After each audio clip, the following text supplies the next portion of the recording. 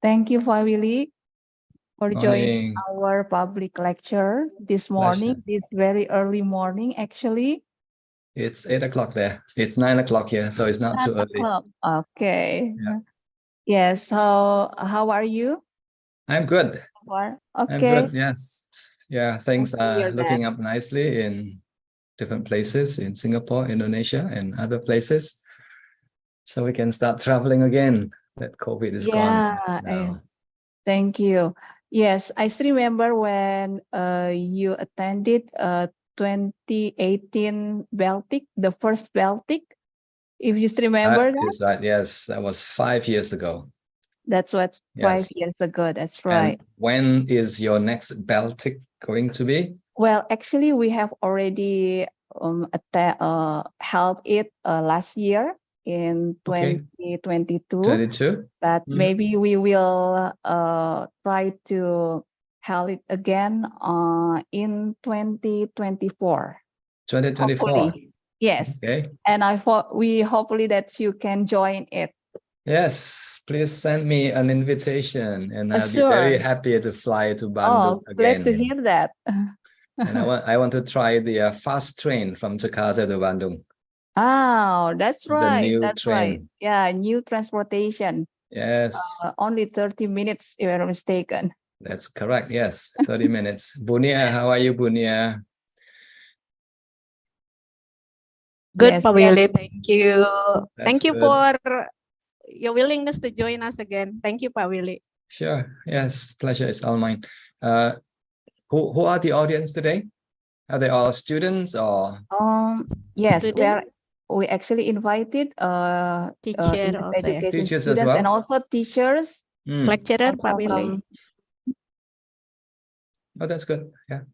Mhm. Do we have any other Ibu Bapak dosen in the audience? Any Yeah. English teachers as well right now in the Yes. audience? Yes, definitely. Can we say hello to them?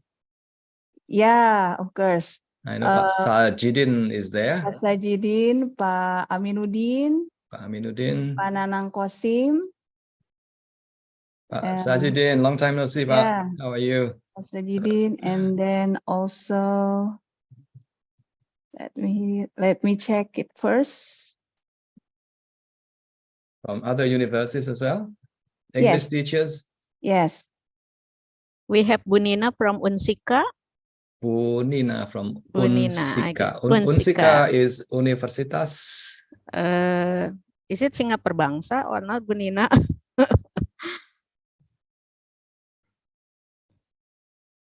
Yes, Bu Nina. Unsika, Universitas something. Something. Bu Afriwita from ISBI. ISBI is Institut Seni Budaya Indonesia. Ya, Unsika ya. Singapura Bangsa, Karawang. Singapura Bangsa. Karawang, Pak, in Karawang. In Karawang. Karawang is somewhere near Jakarta, yeah? That's right.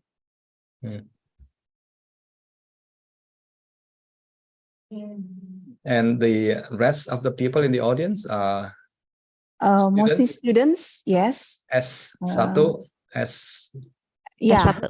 undergraduate S1. Undergraduate, yeah. And we have Ibu Dekan, Pak the Willy. Dean of the Faculty. Oh, Ibu Dekan, selamat pagi, Ibu. Selamat pagi, Ibu Nia, Bu Pradari. Ya, Ibu terima kasih sudah bisa bergabung dengan kami. Pagi-pagi sekali. Oke, Pak Sajidin, Bapak Ibu dosen dan adik-adik mahasiswa ya. Oh, Pak Kajur juga ada ya. Pak Kajur ada, ya Ibu. Kosim semua, terima kasih. Oh, Dekan. Oh, Pak Kosim. Iya. Pak Bu. Pak Willy di mana sekarang? Di Jakarta kah atau di Singapura? In Singapore, Bu. In di Singapura. Ya. Oke. Thank you ya sudah selalu membersamai PBI kita ini. Terima kasih. You're most welcome. Ya. Oke, Bu Nia. Ibu Bu Dekan dimulai saja mungkin ya Bu Dekan ya sambil menunggu mahasiswa yang join. Pak Willy mohon izin. Okay. Ya, Bu Predari silakan Pak Kajur. Ya. Baik, Bismillahirrahmanirrahim. Assalamualaikum warahmatullahi wabarakatuh. Waalaikumsalam. Waalaikumsalam warahmatullahi wabarakatuh. La yadurru ma'asmi syai'un fil ardi wala fis samai wa huwa samiul alim. Yang terhormat Ibu Dekan Fakultas Tarbiyah dan Keguruan Profesor Dr. Aan Hasanah MED, yang terhormat Bapak Ketua Jurusan Pendidikan Bahasa Dr. Nanang Kosim MAG, yang terhormat Bapak Sekretaris Jurusan Pendidikan Bahasa Bapak Dr. Sajidin MPD, dan juga yang terhormat Ibu Ketua Prodi Pendidikan Bahasa Inggris Dr. Nia Kurniawati MPD, Bapak Ibu dosen yang sudah sangat bersedia untuk bergabung pagi hari ini, dan juga tentunya narasumber kita Pak Dr. Willy Renandia yang saat ini berada di Singapura. Tentunya saat ini waktu Singapura ya Pak ya? Yes, Jam 9 pagi tadi ya. that's Baik, correct. dan juga seluruh partisipan yang hari ini dan pagi hari ini sudah bergabung. Tentunya pertama-tama kita sama-sama berucap syukur kepada Allah Subhanahu wa Ta'ala yang telah memberikan segala kenikmatan pada kita semua pagi hari ini untuk sama-sama belajar menambah ilmu pengetahuan kita, tentunya dalam kegiatan yang diselenggarakan oleh Pendidikan Bahasa Inggris Fakultas Tarbiyah dan Keguruan UIN Sunan Gunung Jati Bandung dengan tema The Power of Extensive Reading and Listening. Topik ini mungkin sangat akan bermanfaat tentunya, baik kita sebagai pendidik dan juga nantinya untuk para peserta didik, dalam hal ini mahasiswa, yang bagaimana nanti akan membiasakan diri untuk belajar mandiri dengan banyak membaca dan juga mendengarkan sumber-sumber khususnya dalam bahasa Inggris. Ya, agenda pertama kita pada pagi hari ini adalah tentunya mendengarkan sambutan pembuka dari dekan kita tercinta, Profesor Dr. Aan Hasanah MPD, MED. Untuk waktu dipersilahkan kepada Prof untuk memberikan sambutannya. Silakan, Prof. Terima kasih. Assalamualaikum warahmatullahi wabarakatuh. Waalaikumsalam Assalamualaikum warahmatullahi wabarakatuh. Bismillahirrahmanirrahim. Asyhadu an la ilaha illallah wa asyhadu anna Muhammadan rasulullah amma ba'du. Marilah kita panjatkan puji syukur kehadirat Allah Subhanahu wa taala. Pada pagi hari ini kita bisa menyelenggarakan kegiatan yang luar biasa, dan ini dihadiri oleh dosen, mahasiswa, dan semua ya yang ada di papan Zoom ini. Terima kasih atas kehadirannya.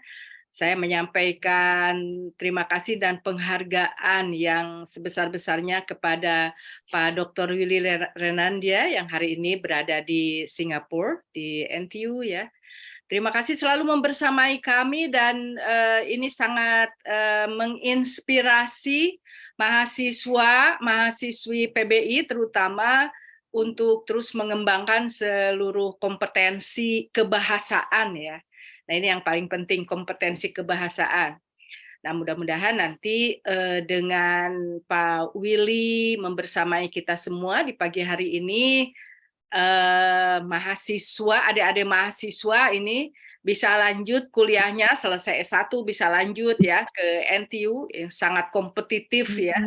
Kompetitiveness-nya sangat besar sekali, dan justru karena competitiveness-nya tinggi, maka itu menjadi challenging bagi mahasiswa ya untuk lanjut S2. Saya berharapnya begitu, apalagi sekarang ini LPDP kan banyak sekali Pak Willy ini, jadi sangat terbuka untuk mahasiswa dapat S2 di luar negeri melalui beasiswa LPDP. Jadi tidak ada lagi alasan untuk tidak bisa melanjutkan karena tidak ada biaya.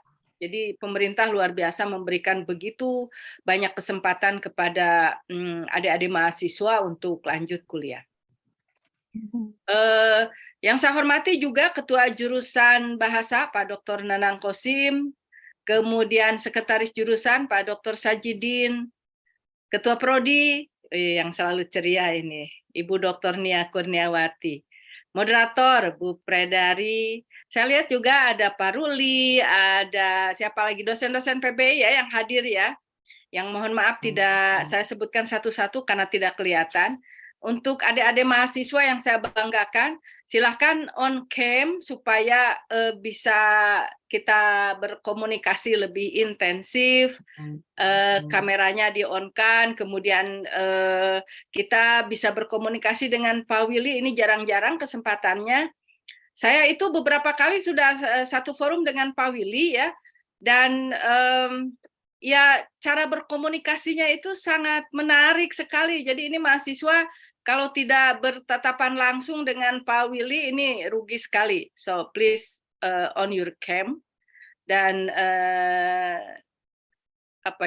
simak secara baik karena tema pagi hari ini sangat menarik menurut saya. Kenapa extensive reading dipilih oleh Ketua Prodi PBI? Karena memang seperti yang kita tahu, Pak Willy dan Bapak Ibu dosen serta mahasiswa, sekarang ini kan kita berada pada, orang menyebutnya sebagai badai VUCA, satu keadaan perubahan yang sangat cepat ya, unpredictable, kemudian sulit kita prediksi dan seterusnya, volatile, uncertainty, complexity, and ambiguity. Nah, orang menyebutnya sebagai satu keadaan badai di mana perubahan-perubahan itu cepat sekali. Nah, untuk mengantisipasi perubahan itu, maka kemudian kompetensi yang harus kita kuatkan. Jadi ada 3 hal ya, ada kompetensi, ada karakter yang harus kita kuatkan, dan yang tidak kalah penting adalah literasi.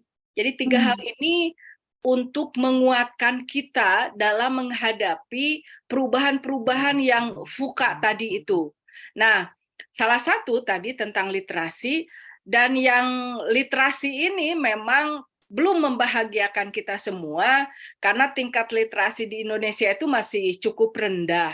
Nah, salah satu yang rendah dalam literasi itu adalah literasi in English nih Pak Willy. Jadi literasi berbahasa Inggris itu masih cukup rendah di kalangan kita.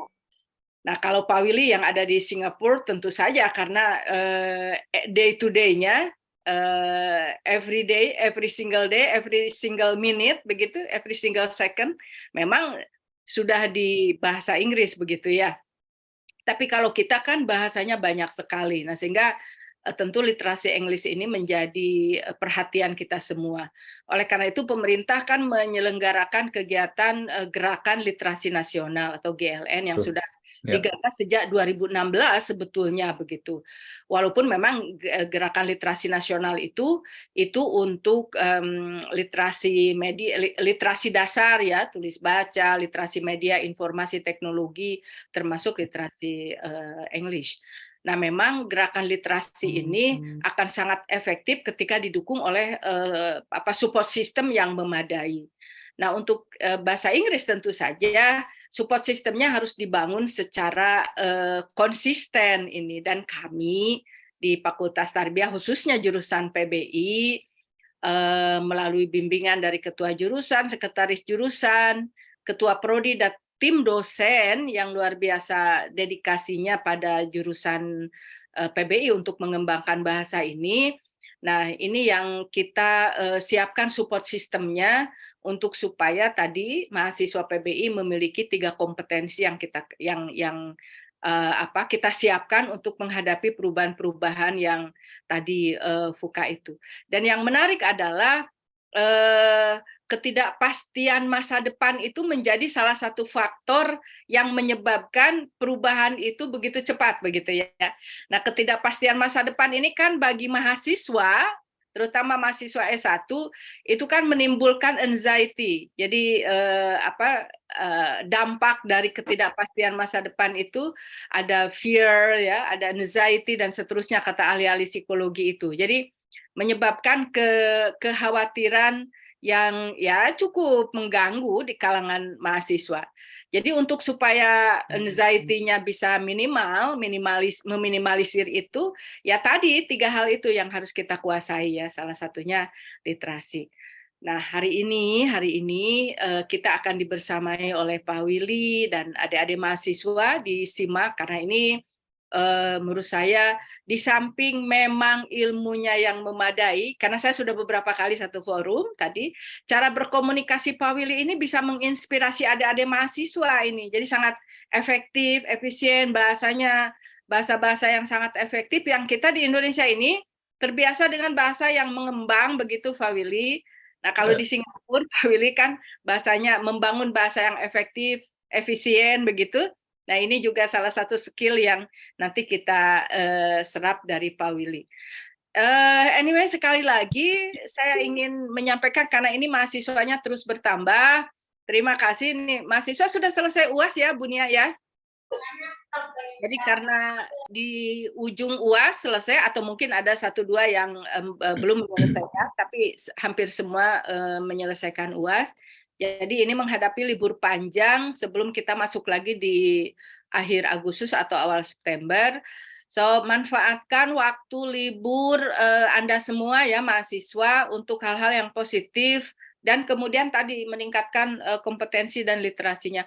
Baca yang banyak, karena mahasiswa sekarang itu males baca.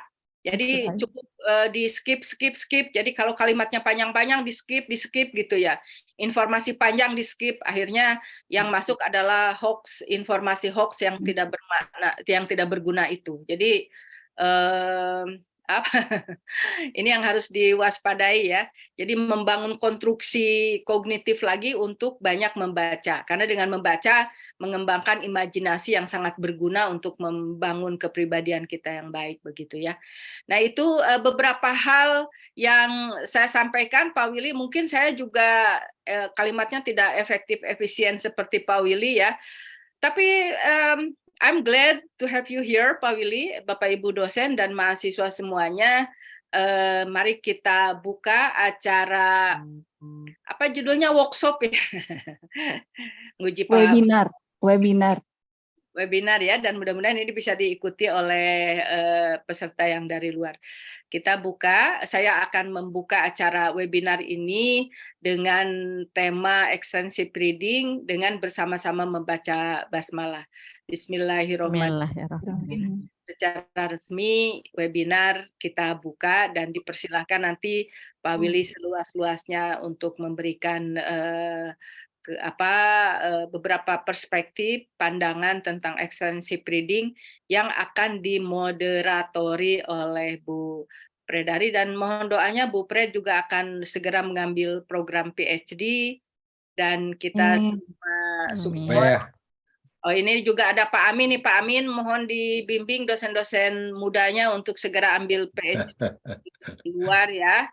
Kalau saya sih selalu mensupport di luar kuliahnya untuk khusus dosen ya PBI ya Pak Willy, karena itu yang modal yang sangat besar untuk kita. Terima kasih. Akhirul kalam. Assalamualaikum warahmatullahi wabarakatuh. Waalaikumsalam warahmatullahi wabarakatuh. Thank you Ibu. Ya, terima kasih Prof. Aan Hasanah yang telah memberikan supportnya. Ya, very encouraging, very supporting from Prof. Aan. Satu pesan ya. Baca begitu ya pesan dari Prof. Aan untuk kita semua ya. Next we move to our second agenda. So Pak Willy is about to share his insight about the power of extensive and listening, extensive reading and listening. But before that, let me read his CV here for you all. Dr. Willy A. Renandia is a language teacher educator with extensive teaching experience in Asia. He currently teaches applied linguistics courses at the National Institute of Education, Nanyang Technology University in Singapore.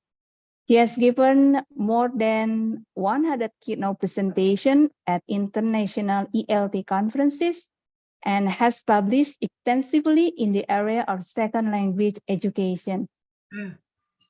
His publications include Language Teaching Methodology, an anthology of current practice in 2002, published by Cambridge University Press, and Student-Centered Cooperative Learning in 2019, published by Springer International. He maintains a large teacher and professional development forum called Teacher Voices.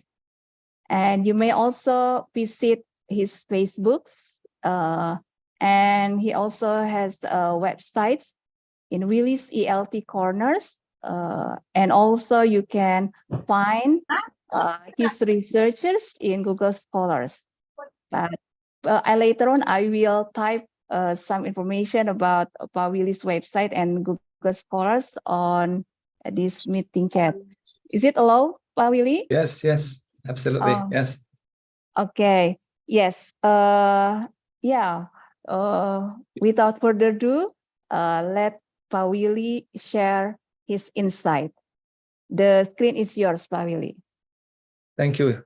Thank you so much, Ibu Predari, Ibu Dekan, Ibu Ketua Jurusan, and Ibu Ketua Prodi. Ladies and gentlemen, it's my great pleasure to be here with you on this beautiful, beautiful morning. I hope Bandung is as beautiful as Singapore today. At least in terms of the weather, Bandung is much, much nicer than Singapore. In Singapore, it's always hot and hot and hot throughout the year.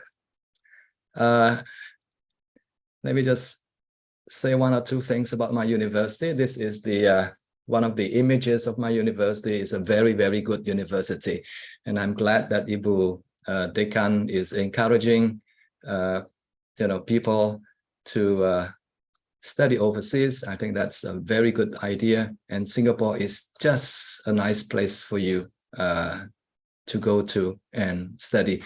If you want to have a holiday, then you go to the US. If you want to study, then come to Singapore. It's very near, it's very easy. You can pretty much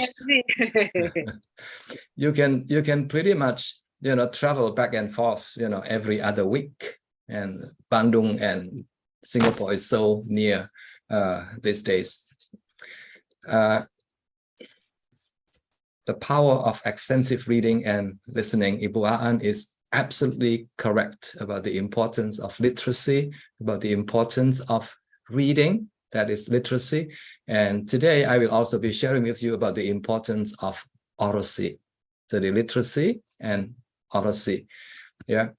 And the key message essentially today is that reading is good for you, reading is good for your students, reading is good for your children, reading is good for everyone. And Bu Aan is also correct that Indonesia's literacy is very high, actually. Most people can read, but the problem arises when it comes to comprehending, when it comes to interpreting, when it comes to making sense of what people are trying to say. In other words, the reading literacy rate is high, but students' ability, kemampuan untuk memahami, that I think needs to be improved a great deal. Menurut laporan dari UNESCO, the literacy, the reading comprehension rate of Indonesian students is not very high. Another important thing is that the reading interest of Indonesian people is also not very high. I want to say low, but it doesn't sound very nice, so I say not very high. Actually, it's very concerning. I will share with you a bit more later in my presentation. But the focus of my presentation today is on how reading and listening can improve literacy, can improve English language acquisition. It can improve your ability to speak, to read, to write, and to understand English as well. But first off, let me ask you a big question. This is a question that a lot of people have been asking for many, many years, for decades, for centuries. This one big question: what is the best way to learn a new language, whether it is Japanese, whether it is Korean, whether it is English, French, or whatever? What is the best way? And people have been asking this question for many years, and people are not very sure if there is one best way. But usually people agree with things like this. You know, if you want to speak English very well, then you go to Australia and spend 10 years there. If you want to learn English better, you have to go to the US or the UK or to any other places. Number one. Number two, learn from the best teachers. So find a teacher who can guide you in the process of learning a new language. Nomor tiga, ini yang favorit dari Bapak Ibu dosen, study harder. Yang keempat, ini biasanya jawaban yang abu-abu, yang agak-agak begitu. There's no best way. Which one? Which one would you go for? Ibu Predari, which one would you go for? No best way, paling aman. Study harder. Bu? Oh, number three, study harder. Okay. Let me share with you a quote that all of you need to really understand. This is from a book. Judul bukunya adalah Teaching Readers of English. Ada sebuah kutipan yang sangat-sangat menarik. Yeah, I'm going to read this to you very slowly and very carefully as well. Rarely, hampir nggak pernah, rarely in language education do we find a teaching approach that is so universally hailed as beneficial, underline universally, as beneficial, important, and necessary. And yet, it is so underutilized and even ignored. So what is the approach? What is the name of the approach, Ibu Predari? Another quiz for you. What is the name of the approach? Please say extensive reading. That is the word that the book is using. Extensive reading is a teaching approach. Untuk belajar bahasa, ya, bahasa Indonesia, bahasa Jawa, bahasa Sunda, bahasa apapun, the best way is through extensive reading. Extensive reading, what does it mean? Extensive reading means read and read and read. There's something else that I want to share with you a bit later. It's not just any kind of reading, but it's a certain kind of reading that you need to do, that you need to engage your students to do so that their language develops slowly and gradually, and eventually they're able to make use of the language in the most effective and efficient manner. Yeah. You may be wondering, apakah hanya satu buku sumbernya begitu? Apakah ada juga sumber-sumber lain atau orang-orang lain, para ahli yang mengatakan hal yang sama? The answer is yes. There you go. These are two very prominent language educators or language teacher educators. The first one, lady, is from Japan, and the second one is from Taiwan. And they will also tell you the same thing, that extensive reading is very, very good. If you're looking for big scholars in English language teaching, in ELT, I am sharing with you two very prominent scholars in language education, and they will tell you the same thing. Richard Day from the University of Hawaii and Stephen Krashen from the San Francisco State University. Both are retired now. And I will also tell you the same thing, that extensive reading, and today also extensive listening. Jadi tidak hanya reading, tapi juga listening. And I'll tell you why. Both will have to be in place.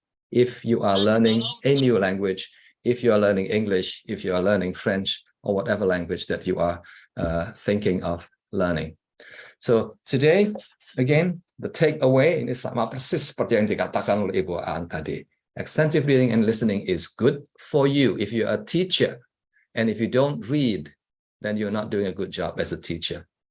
If you are a student and you don't do a lot of reading and listening, then you're not a good student. Essentially, that is what I'm trying to say. It's very good, it's very beneficial, it brings a lot of good things to you. And the plan today Very simple, very straightforward. The first part, I'll be sharing with you some of the big idea, some of the theories, and some of the research that I've seen being reported in the literature. And point number 2 is, what does it all mean to us? This is what the theory says. This is what the research has been telling us. And how do we apply this in our teaching as a language teacher educator, or also for students? The majority of the people in the audience are students. How can you make use of the information from research and from theory to help you improve on your literacy, baik literasi bahasa Indonesia maupun literasi bahasa Inggris atau literasi apapun. And then towards the end, will be very happy to respond to any questions that you might have, or if you have burning questions, Ibu Predari, if anyone in the audience has questions and they want to, interrupt, please feel free to do so. I will be very happy to respond to questions from you at any point in my presentation. Okay, let's begin with the first part of my presentation, the theory and research. Now, this part may sound like, wow, this is going to be very difficult. It's not. I'm going to make it so easy and so simple for us to understand. So the first part is the theory bit. What is actually extensive reading and listening? How is extensive reading and listening defined and understood by the ELT scholars, by the professors, experts, and all that? Yeah. First, yang paling utama, first and most important, extensive reading and listening is about this. It's about enjoying what you do, enjoying what you read, and enjoying what you listen to. That is the most important characteristics of extensive reading and listening. Pleasure, reading, pleasure, listening. Yeah. This is the kind of reading and listening for general information. You read from page 1 to page 2 in order for you to get the most important pieces of information. You are not thinking about details. You are not thinking about specific pieces of information in your reading. Remember, I'm talking about the learning process here. In the later stage of your life, then you may want to read for general information and also for specific information. Itu nanti, yeah. But at the beginning, at the early stage of learning, of developing your language proficiency, this is what you need to do. Number 1 is enjoyment. Number 2, read and understand. That's all. Read and you don't understand specific details like the year the person was born in the story. You don't have to remember that. Okay? And then, lastly, not for study purposes. So Ibu Predari, study harder doesn't help you.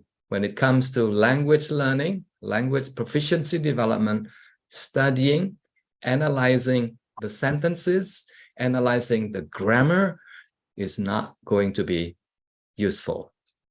Yeah. Okay, let me just continue. So this is basically the definition of extensive reading and listening. Reading for enjoyment, listening for enjoyment. More detail. How can you enjoy your reading? How can you enjoy your listening? Number 1, you need to pick materials. You need to pick reading materials and listening materials that is so interesting. Yeah. If something is interesting, if something is enjoyable, if something is compelling, chances are higher that you will continue reading and you will start reading again the next day. So compelling content. Dari isinya harus menarik luar biasa. Singkatannya. Yeah. ER is extensive reading, EL is extensive listening. Thank you for asking. So the first one is the content, ya. Isinya harus menarik. Yang kedua, bahasanya. Ini penting sekali untuk Bapak Ibu yang mengajar bahasa Inggris. The bahasa, the tata bahasa, the vocabulary, the complexity of the text will have to be set in such a way that the students can do it without any help from you, without any help from the internet, without any help from a dictionary. So the language will have to be accessible. Bahasa yang paling sederhana yang sering saya pakai adalah the language will have to be easy. Later, please ask me a question about why easy. Okay? But at this point, just try to remember that the language will have to be easy and the content will have to be very, very exciting, very engaging, very interesting. Contohnya Bu Nia, pada waktu Bu Nia mengambil sebuah novel dari Gramedia misalnya, buku novel, mulai membaca page 1, and you become so hooked up, you become so interested because the content is so interesting, and you continue reading sampai lupa makan siang misalnya, sampai lupa tidur. That is what I mean by really, really exciting content. Pernah ya Bu Nia ya, baca sampai pagi kan? Pernah ya? Iya. Dulu waktu muda. Waktu muda. Kalau sekarang sibuk kan ya, ngurus banyak sekali, ngurus jurusan, ngurus mahasiswa gitu. When I was younger, I spent a lot of time doing a lot of reading. The kind of reading that keeps me awake for the whole night. Terus yang berikutnya, extensive reading and listening is something to do with the students. That the students will have to like the reading and the listening. The students will have to be given choices, the freedom to choose what to read and what to listen to, the freedom to choose not to read and not to listen to things that they don't want to do. Yeah. And finally, massive quantity, the amount of reading, the amount of listening will have to be massive, will have to be a lot. Makanya namanya extensive. Extensive itu you have to read, you have to listen every day, every single day, for the whole year, for the whole of your life, essentially. That is what it means. Yeah, massive quantity. If you read one book a month, for example, is that good? It's not a bad thing, but it will actually not contribute a lot to your language development. Yeah, reading is good, but reading a lot is very, very, very good. Gitu ya. Again, the key message is that extensive reading and listening is something that you do because you like it. Not because you have to do it, but because you want to. Because the language is nice, because the content is so interesting, and because you get to choose what you want to do. Okay? Okay. Moving on. Ya, extensive reading and listening itu kaitannya dengan istilah keren dalam in the professional literature namanya input. For you to learn a new language, for you to develop your first language proficiency or competency in Bahasa Indonesia, you need a lot of input. And that input is a sine qua non of language learning. Sine qua non adalah prekondisi. It's a requirement. Yeah. It's a precondition. No input, essentially no learning. Small input, small learning. Yeah. If you read, bits and pieces from social media, small input, small learning as well. You will not be able to enjoy the benefit of enjoying a lot of input where your minds, your brains are actively thinking, synthesizing, comprehending, interpreting information, and all that. And the theory tells us very clearly that we acquire language from reading. Yeah, yang nomor 2, we can acquire language from listening. So input, in a very simple way, input takes the form of reading and listening. The next question is this. Yeah. You may be asking, how about speaking? Is speaking good? Yes, speaking is good, but that comes later. Speaking is good, but that comes later. Writing, how about writing? Writing is good. Writing comes later. Writing itu akibat. Speaking itu akibat, bukan penyebab. Yeah, and I'll explain more about that later. So let's now examine, let's now look at together the kind of things that we learn from doing a lot of reading, doing a lot of listening. Ada 3 hal. Yang pertama, mungkin yang paling penting dalam kaitannya dengan belajar bahasa adalah benefits, manfaat dari kebahasaan, linguistic benefit. What happens if you read and listen a great deal? This is what happens. Yeah. Your vocabulary increases a great deal. Number 2, your knowledge of the grammar. Your grammar also improves a great deal. Your ability to understand also improves a great deal because you now will have developed a very good, knowledge about how information is structured, how information is organized in different types of reading and listening materials. Yeah, so the first benefit is linguistic. Remember, students, if you are learning English, this is one of the most important benefits of reading and listening. Your vocabulary improves a great deal, and your grammar also improves a great deal. Okay, yang nomor 2 adalah thinking benefit. Yeah. If you read and you don't understand very much what you have just read,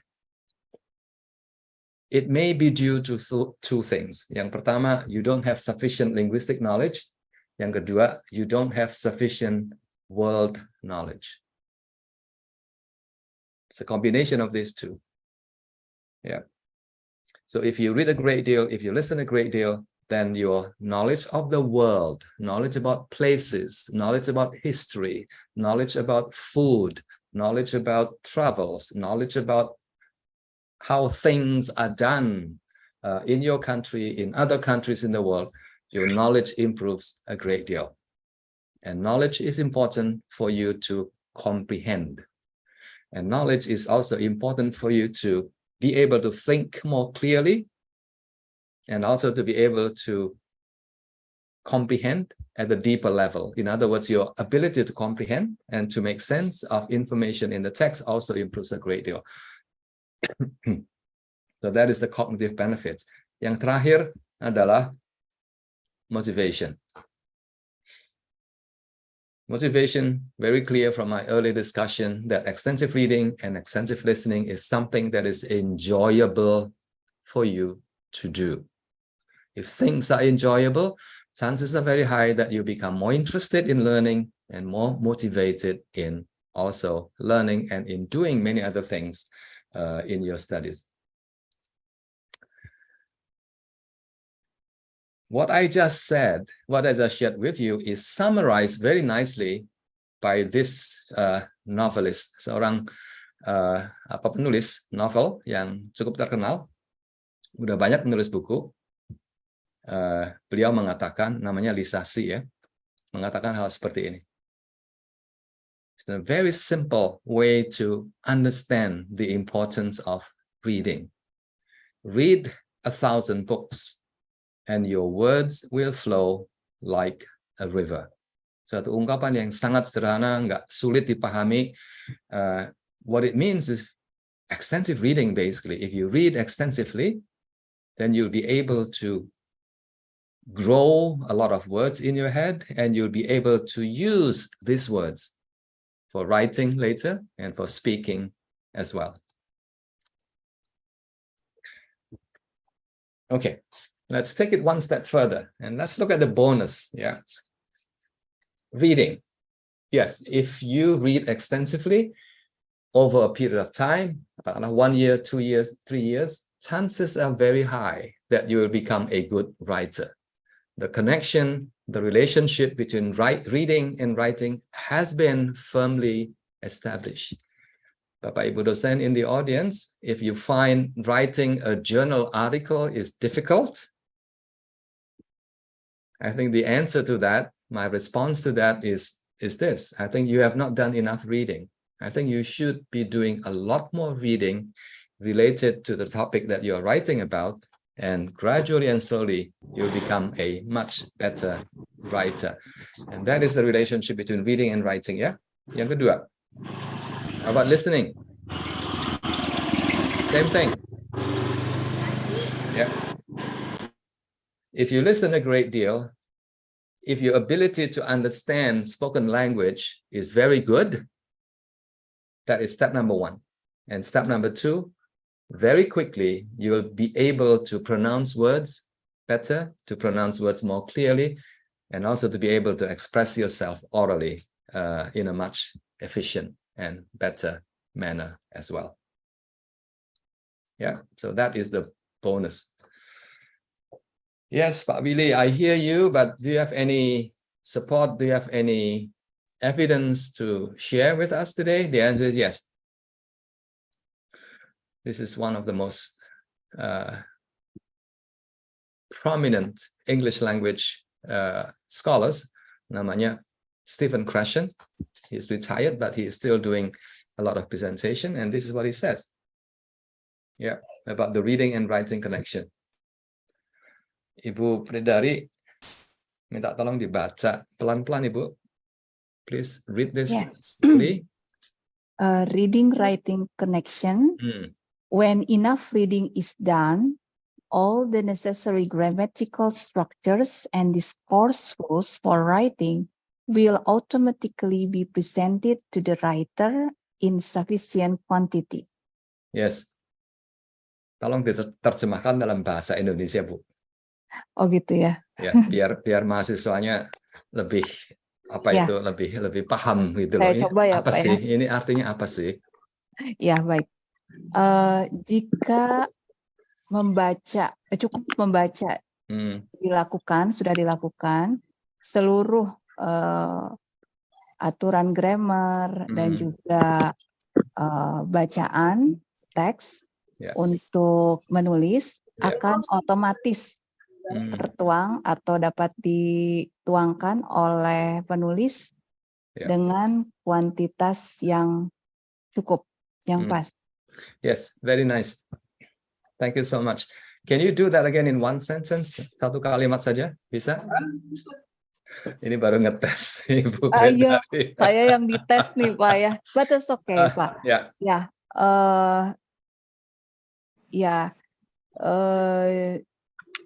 Jika jika cukup membaca, maka seluruh aturan grammar dalam menulis itu akan dapat dilakukan oleh seorang penulis dengan baik atau dengan cukup baik. Thank you so much, Ibu Predari. Let me try to say it in a very simple way. Okay. Dalam bahasa yang sangat sederhana, itu artinya seperti ini nih. Kalau Anda membaca setiap hari, ya mahasiswa, adik-adik mahasiswa, kalau Anda membaca setiap hari, kata kuncinya adalah setiap hari ini. Enough reading itu artinya you read every day, you read very often, you do extensive reading. If you read every day, setiap hari ini, you will have seen, pasti kalian, Anda sudah pernah melihat, mengamati kosakata maupun tata bahasa yang dipakai dalam bacaan-bacaan itu. Artinya seperti itu. You will have seen. Terus dampaknya apa? If you have seen, ya lama-lama nempel gitu loh. After a while, all these words, all these grammatical features will stay in your head. That is what he is trying to say. And when the time comes for you to use these words and these grammatical structures, bam, muncul begitu saja, and you use it for speaking, for writing, or for many other things. And that is exactly what it means. Gitu ya. And that's what happens in bahasa Indonesia. If you read, apakah ada mahasiswa yang suka membaca novel? Romantic novel misalnya begitu. Yeah, if you read romantic novel every day, you will have seen a lot of the words, a lot of the sentences, a lot of the grammatical structures associated with romance type of novels. Yeah. And then when you want to write your own novel, maybe one day, I think you will be able to do it. With some practice, you'll be able to do it well. So what about the relationship between listening and speaking? Sama itu? There you go. Ini saya pinjam persis copy and paste Ini. Cuman saya ganti kata reading dengan listening karena konsepnya sama persis begitu loh. When enough listening is done, when you listen every day, when you listen regularly, when you spend half an hour a day listening, YouTube, movies, TED, talks and presentations and things like that, I think you will have seen the grammar, the discourse rules, the vocabulary, and everything there. The key thing is you have to do it every day, regularly, okay? Okay. My next slide is a little bit more complicated, but not too complicated. As a language educator, as a future language teacher, apapun bahasanya, bahasa Indonesia ataupun bahasa Inggris, I think you need to understand the steps, the processes of language acquisition or language learning. Yeah. Let's begin with the output. The output adalah hasil akhir ya dari proses belajar itu. Untuk belajar bahasa itu mestinya we want our students to become good speakers and good writers of English. Betul ya? That is the final stage, the output.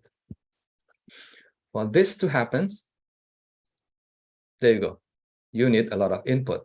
And input comes from listening and reading. Betul ya Bu, Perdari? Input comes from listening and reading. Input comes from a lot of listening, a lot of reading. Okay? But we also need to understand that for input to be useful, for language learning processes, the input, the listening, and the reading will have to be, number one, accessible. The language will have to be easy. A little bit difficult is okay, but by and large, the language will have to be manageable, accessible, and it has to be enjoyable.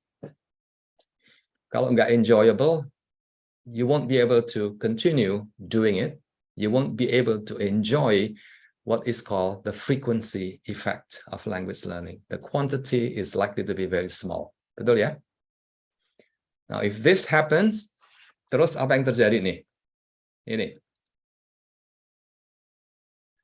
Ya. Acquisition happens here. Jadi proses belajar bahasa itu akan menghasilkan apa yang disebut sebagai new linguistic system that you have built over a period of time. Acquisition happens. Gitu ya. Now the question for us is this. What does it look like? Pada waktu kita belajar bahasa Jepang, bahasa Korea atau bahasa Inggris, apa yang ada di kepala kita yang kita sebut sebagai the acquired linguistic system itu seperti apa? Question for you. What does it look like in our head? Ada yang mau menjawab? Grammar and discourse rules? The answer is yes, no? Mini dictionary in your head? Yeah?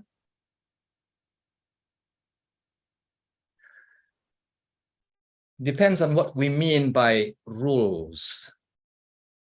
Are these grammar rules that we can explain, that we can clarify, that we can, talk about? Or is this the kind of rules that enable you to speak the language fluently and accurately? Ini sebuah kutipan lagi. The acquired linguistic system itu seperti ini.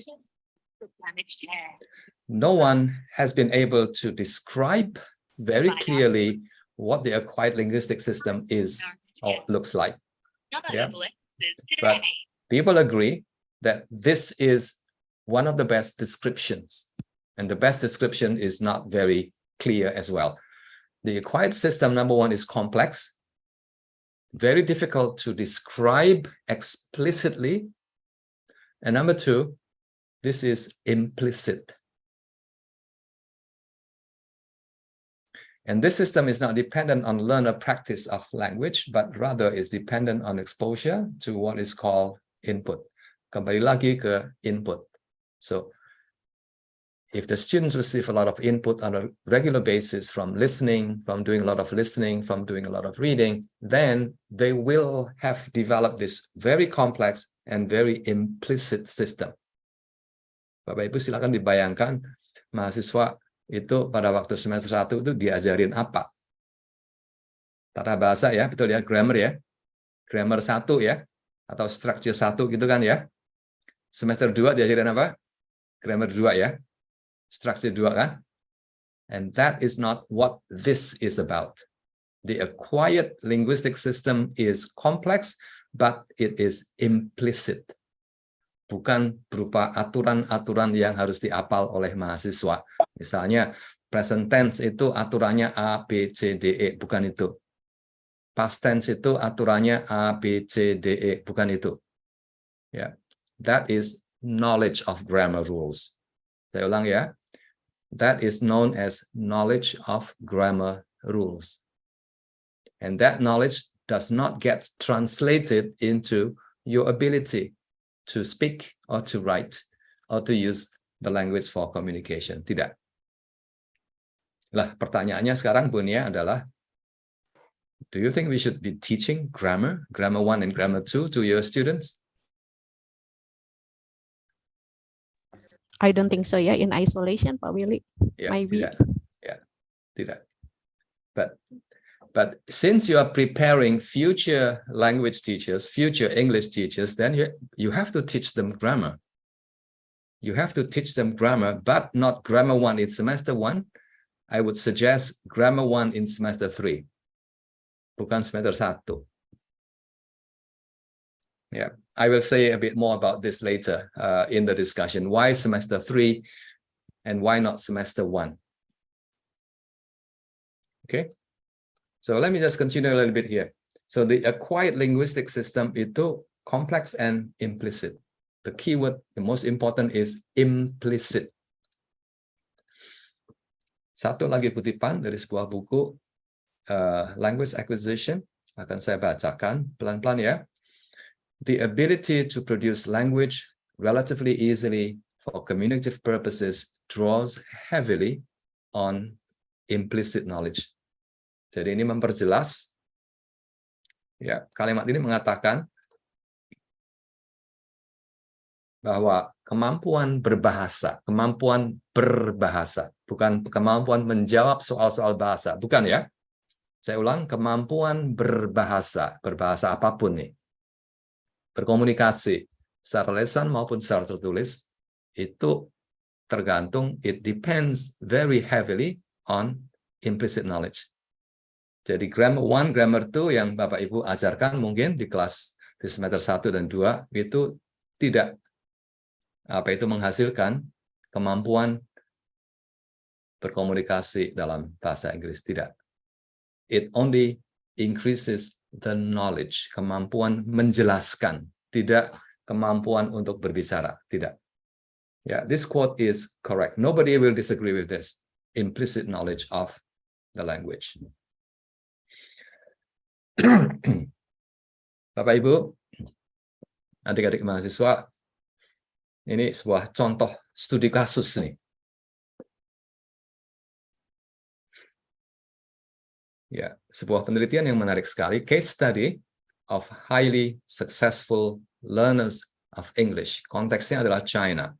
China itu sama seperti Indonesia, jarang sekali bahasa Inggris dipakai. Di kelas tidak, di luar kelas pun tidak. Persis seperti di Indonesia, di Thailand, di Jepang, dan di any other countries in Asia. But, akan tetapi, kalau kita perhatikan, sama seperti di Indonesia, ada sebagian kecil mahasiswa itu yang kemampuan bahasa Inggrisnya luar biasa. I think you will agree with me that at any one time in your own class, you will probably have noticed about 5% atau 10% of your students who are very, very successful. Betul ya?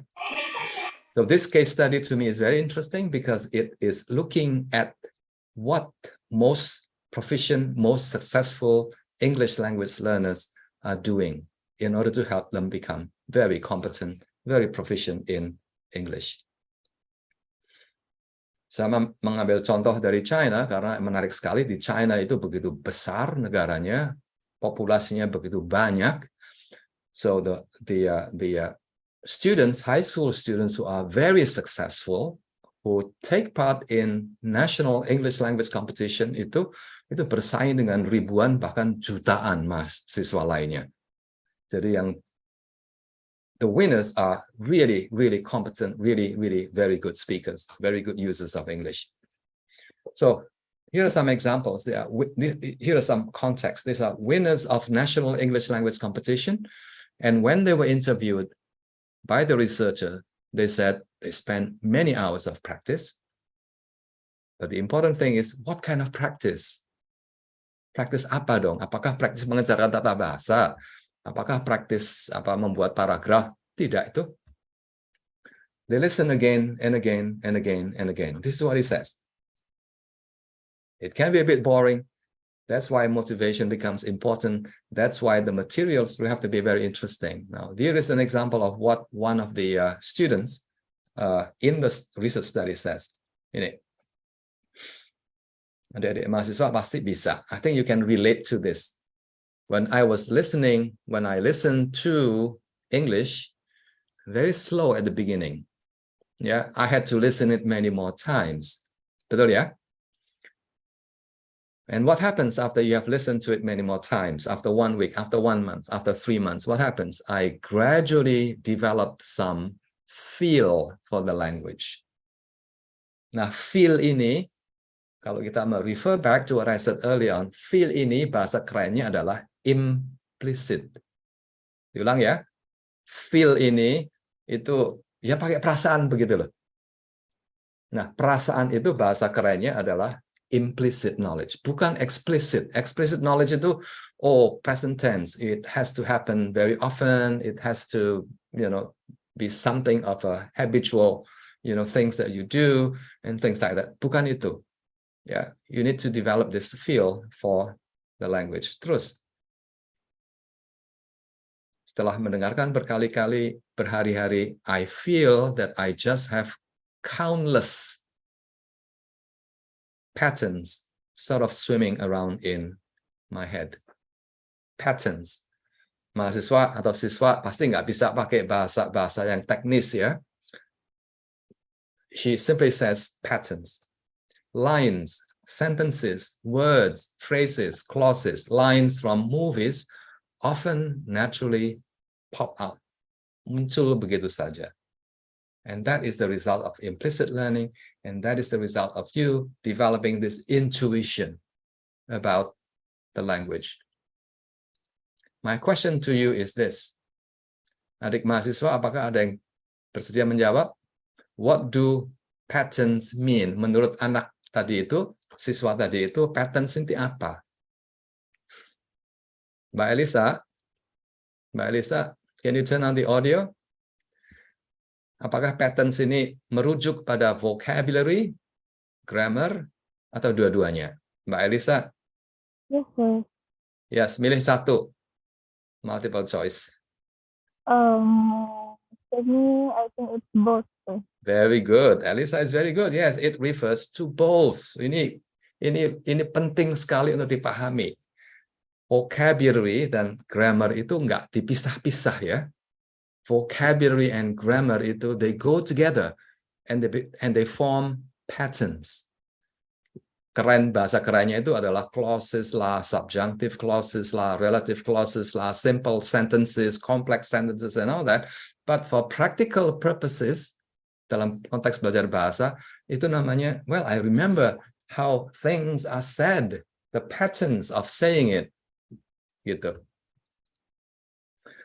Nah, patterns tadi itu bahasa kerennya namanya lexical bundles atau lexical chunks. Elisa diingat-ingat ya, namanya lexical chunks gitu loh. Satu grup, nge-grup begitu loh. Kayak mahasiswa yang masih remaja itu kan selalu nge-grup gitu ya. Temannya juga nge-grup gitu kan ya. Sama, bahasa itu juga begitu. Seperti ini nih. Mbak Hanin, ini dilihat nih. Ya, make do with. We just have to make do with it. I'm sorry, let me make it up to you. Make it up to you. Itu jadi satu kok gitu loh. Words and the grammar is there. Berikutnya, make fun of me all you want. The good news made my day. Itu kalimat ini keseluruhan itu muncul begitu saja seperti sebuah pattern, fixed pattern to you. You don't even have to think about this. Please make time for your family, for your children, and things like that. Mbak Hanin, question to you. How about this one? Can you say make sure? Boleh ya dalam bahasa Inggris? Please say yes. Yes, make sure is okay. How about make money? Boleh? Make money? Boleh nggak? I think boleh. Boleh. Dan ini bagus sekali. Ini ungkapan make money itu bukan membuat uang, tapi mencari uang. Kenapa make money? There's no reason for that. It's just the way it is used in the English language. You just have to learn this together as a bundle. Bundle itu satu grup gitu ya. Nggak dipisah-pisah. Mbak Hanin, masih Mbak Hanin nih. Make believe bisa? Make believe itu kayak pura-pura gitu loh. Make believe, boleh? Boleh. Boleh, yeah, make believe is good. How about this one, Mbak Hanin masih nih. Yang ini harus mikir dikit nih. Make atau do your homework. Harus membuat dong, pekerjaannya harus dibuat, PR-nya harus dibuat gitu kan. Make atau do your homework. Ayo cepet. Nggak boleh mikir. Both. Both? Or Make? do, maybe. Make or do? Do. Nah, ini mulai sekarang muncul nih. Your intuition, your feel, your implicit knowledge is not there yet.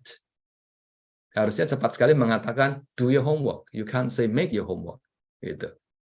That is what I mean. Begitu kita mikir, aduh, make atau do ya. Nah, itu that means you have not developed that intuition, that feel of the language. Next. Yang ini agak sulit. Mbak Hanin lagi deh. Make atau do the bed. Bangun tidur itu you make your bed or you do your bed? Absolutely make. Very good. Wah, meyakinkan sekali Hanin. Certainly 100% make the bed. Kenapa make the bed kok nggak do the bed? Reason? Alasannya? Because it is a clear patterns of that phrase. Make the bed, not do the bed. Exactly. Yes, there's no rule. Nggak ada aturannya kok, gitu loh. You simply have to remember this word combination, make the bed together. Harus diingat, make together, make the bed. You don't say do the bed. What about dishes? Kalau cuci piring setelah makan itu, make the dishes atau do the dishes? Biar bingung Hanin nih. Hanin? Do. Absolutely, yes, do. Kayaknya nggak begitu yakin ya. Kelihatan kan? Do, kan gitu. Do the dishes. Very strange, isn't it? But that is how you learn the language. You don't learn this in the classroom. You cannot. Nggak bisa dijelaskan di kelas kok ini. Here are some other examples. Jumlahnya itu ratusan, jumlahnya itu ribuan, jumlahnya itu puluhan ribu. This one is on me. Mbak Hanin, nanti kalau saya pas bertujuan ke Bandung, terus saya diajak makan malam di mana, terus Mbak Hanin mengatakan, this one is on me. Itu artinya you yang bayar gitu. This one is on me. Kenapa on me, nggak in me, nggak off me, dan sebagainya, nggak tahu. It was lovely to see you again. Thanks for coming. I don't believe a word of it. I don't get the point. What are you trying to say? You look great today, as I was saying. And a lot of this. Yeah. Ini kata kuncinya, sekali lagi, proficient speakers, proficient writers, itu they have thousands and thousands of these lexical chunks at their disposal. At their disposal itu artinya setiap saat kita butuh akan muncul kalimat-kalimat ini. Itulah proses belajar bahasa.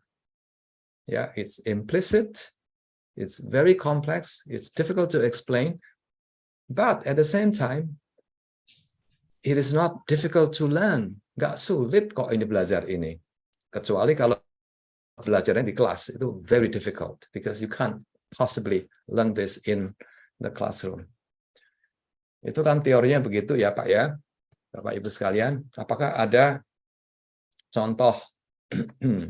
Yes, there are many examples. As I said earlier on, at any one time in your teaching, in your class, there will always be about 10-15% of your students who are very, very, very good, who are very proficient, who are very competent. Pasti ada. Dan yang 10 atau 15% itu pasti adalah orang-orang seperti ini. Seperti Mbak pertama ini namanya Mbak Sodam dari Korea. She spent reading when she was in SMP 1000 buku. Ini bukan buku yang tebal-tebal begitu, tidak. Buku cerita santai yang ringan-ringan begitu dibaca. And her English is just excellent, amazingly good. Yang ini, Mbak ini dari Thailand. Mbak ini lebih senang mendengarkan, nonton, viewing Disney cartoons. And she speaks English really, really, really, very, very well. Yang ini dari Vietnam. Ya, dari Indonesia saya nggak punya. Mbak Hanin, kirim fotonya ke saya ya, nanti saya tampilkan di sini. Next time. But you need to be very good first. Yang ini guru bahasa Inggris, dosen bahasa Inggris dari Yogyakarta, Ibu Mita. She also enjoyed watching a lot of movies when she was a student. And her English is just wonderful. Ini Ibu Maria Yvonne dari Malang. Also, she speaks English very, very, very well. Gitu. Ini seorang ibu guru bahasa Inggris dari Vietnam. I met her a few years ago in a workshop that I did for a group of teachers, English teachers from Vietnam. And she stood out immediately. She stood out itu langsung caught my attention almost immediately because she spoke English very, very well. Yeah. And this is what she says when I interviewed her, when I asked her questions, this is what she says. Reading makes reading easier, and reading makes writing also easier. Not any kind of reading, but the kind of reading that is easy, the kind of reading that is enjoyable to do.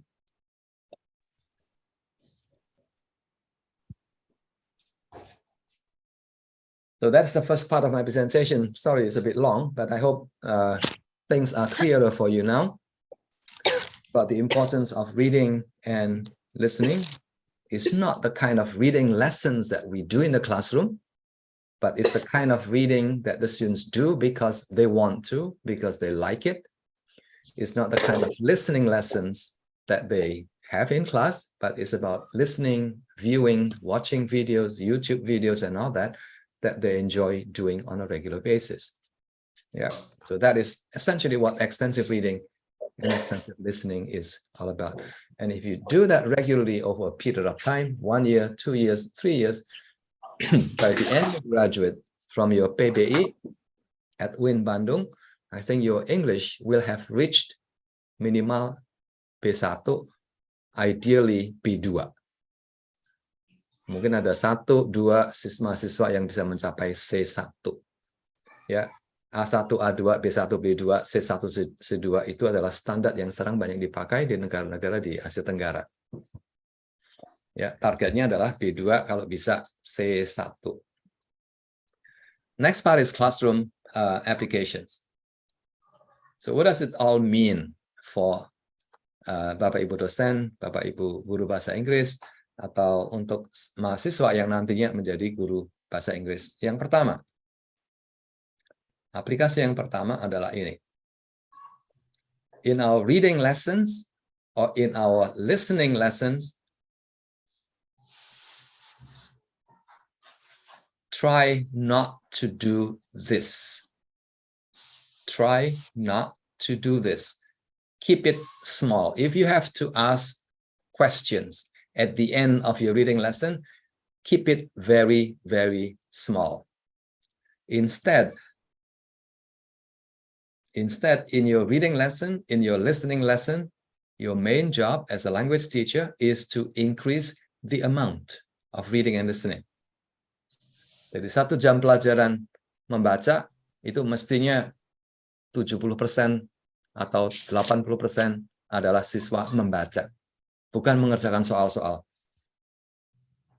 Terus apakah nggak boleh ngerjain soal-soal begitu? Menjawab pertanyaan boleh, tapi itu nanti ya, semester 3, semester 4 mungkin begitu. If you ask 1 or 2 questions, that's okay. Yeah. Terus yang kedua, in your reading and listening lesson, make sure you have multiple texts available for your students to choose from. Biasanya kan cuma satu ya, satu bacaan, terus kalau bahasa Jawanya diuplek-uplek begitu sampai 1 jam sampai selesai, diperas habis begitu ya. Not good. That is not good. Itu untuk yang sudah bisa. Yang belum bisa itu parah sekali. The motivation will drop and they will not be interested. Terus ngapain di kelas membaca atau mendengarkan?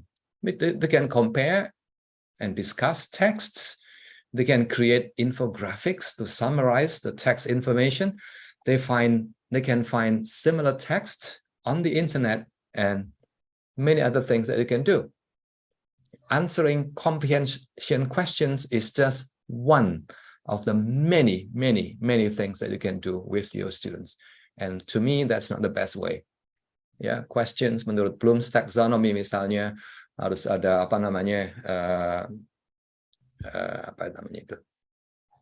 a higher level kind of comprehension questions that comes later. Mahasiswanya belum punya dasar kemampuan bahasa Inggris, diberi pertanyaan seperti itu pasti nggak bisa. Critical reading questions pasti nggak bisa. They're not there yet. Yeah, I think you need to wait a little bit. Mbak Hanin, which one is better for a reading lesson? This one or this one? I think number 2. Very good. Ragu-ragu ya Mbak Hanin ya. I think number 2 itu kan ragu-ragu. Diulang lagi Mbak Hanin. Number 1 or number 2? Number 2. Very good. Yes, number 2. Ya. Kenapa number 2 Mbak Hanin? Because in the number 1 kayaknya lagi ngerjain soal ya. Iya, lagi ngerjain soal gitu loh. Yang gambar nomor 2 itu anak-anak lagi membaca. They're actually doing reading. Yeah. And they learn a lot from doing the actual reading in the classroom. Terus apalagi lihat buku yang dibaca sama atau beda itu? Beda. Beda. Artinya apa? That students read what they actually want to read. Nggak ditentukan bacanya apa, tapi they are given the freedom, they are given the flexibility to actually choose what they want to read, and because of that, they are more likely to enjoy the reading that they do. Itu yang penting, gitu. Yang pertama itu, yang picture number 1, itu ya boleh begitu. From time to time, you can give students some reading practice, reading exercises, that's okay. But most of the time, in a reading lesson, the students should be doing a lot of reading. In a listening lesson, the students should be doing a lot of listening as well. Yeah, read, terus ngapain? They can talk about what they have just read together, like this. Yeah, there are many things that you can do. Start thinking, and you will be surprised at the numerous ways you can engage your students after they have finished their reading. Terus, nomor 2, pesan yang sangat penting untuk Bapak Ibu guru sekalian, use easier and more enjoyable reading and listening texts. This is missing. And because of that, many of your students are not interested, many of your students are not motivated because the reading is difficult, the listening is difficult, and the content are not enjoyable. Yeah. I think we need to create in the classroom what is known as the cycle of reading growth or the cycle of listening growth. Yeah, when they enjoy their reading, I think their interest will go up and their reading ability will also grow up as well. And it makes a very nice cycle known as the cycle of growth. Yeah. Remember that the actual reading and listening that they do is what makes them become better readers and better listeners, not the exercises. The exercises will help them do well on the examinations, that's true, but the exercises will not help them to become good listeners or good readers or good language users. Satu lagi application. Yeah, one example of an activity that is really good, very powerful, is what is known as shadowing technique. Mbak Hanin, next year I'll be going to UIN Bandung for the Baltech conference. Yeah, do this for 1 year, Mbak Hanin, and your English will improve a great deal. It's namanya shadowing.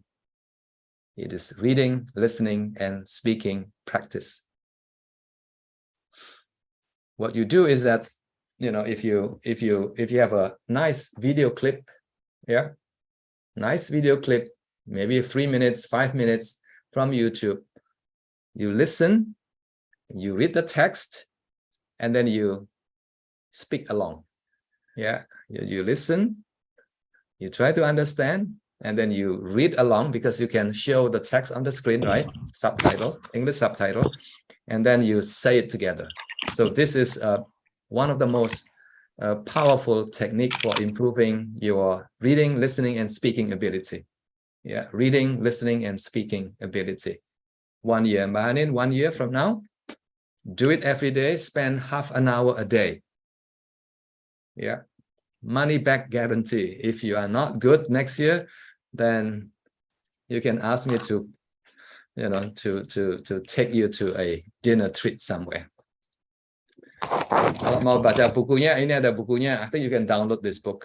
Namanya Shadowing. Yang menulis buku ini seorang dari scholars from Japan, namanya Yo Hamada. I think you can Google him and you'll be able to find this book somewhere, or his writing on the internet. Terus berikutnya nih, yang ini untuk Bapak Ibu guru, Bapak Ibu dosen. In a speaking lesson, itu siswa itu tidak hanya diberi practice speaking. They won't improve. Kemampuan speaking nggak akan improve gitu loh. In your speaking lesson, students should spend a lot more time doing a lot of reading, doing a lot of listening before they speak. Jadi in your speaking lesson, it's not just about speaking time for your students. I think your students need to do a lot of reading, need to do a lot of listening, terutama listening for the kind of speaking task that the students will be required to do at the end of the lesson or at the end of the semester. The same thing in a writing lesson.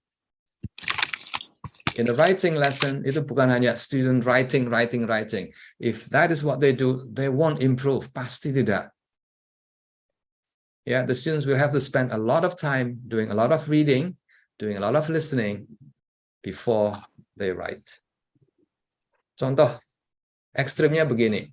Yeah, Hanin, if I ask you to write an application letter, a job application letter in English, sekarang ditulis langsung begitu, I think your writing will be very bad, will be very terrible. Karena apa? Yang pertama, you don't know the language that is very often used in a job application letter. Yang kedua, you don't understand the content. Apa yang harus dimasukin dong di job application letter itu? So my advice to you, Hanin, is for you to find model application letter. Minimal 10 begitu. Dibaca, dilihat, oh begitu tuh caranya nulis itu. Oh tata bahasanya seperti ini. Oh kalimat pembukanya seperti ini. Oh kalimat bagian tengahnya seperti ini, dan sebagainya. You have to read 10 or maybe more before you can write a very decent job application letter. I think the message is very straightforward. You need to see things first before you can do it. You have to experience something first before you can do it on your own. Ya. Terus yang ini untuk Bapak Ibu guru juga. After today, you may be very excited and you may start asking your students, please read, please read, please read. They won't do it actually. You have to start first. Yeah, start with you. Now, if you are a passionate reader, now if you show your students the kind of books that you are reading yesterday, today, and maybe tomorrow, I think your students will also get very excited and be interested and also motivated to become readers themselves. Yeah, it starts from you. Ada peribahasa bahasa Jawa. Bahasa Jawa tahu ya? I think you can speak bahasa Jawa, right? Is there anyone here from Central Java? No, nggak ada, semua dari Bandung. Mister, You? I Yes. am from Central Java. Okay. Give me an example of a peribahasa yang mengatakan kita harus memberi contoh di depan, begitu loh. Yang engarso itu loh. Ini orang Jawa Tengah tapi nggak bisa bahasa Jawa. Peribahasa bagaimana, Sir? Yang di depan memberi contoh. Yang Is it Tutwuli Handayani? Yeah, something like that. Yes, that's the one. That's what I'm looking for. Ya, Tutwuli Handayani, Engarso Sung Tulodo dan sebagainya. Itu persis seperti itu. Itu artinya apa sih? Memberi motivasi itu bukan hanya memberi tahu, tapi memberi contoh. And the best example that you can give is you yourself, becomes a great reader, becomes a passionate reader. Gitu. Ya.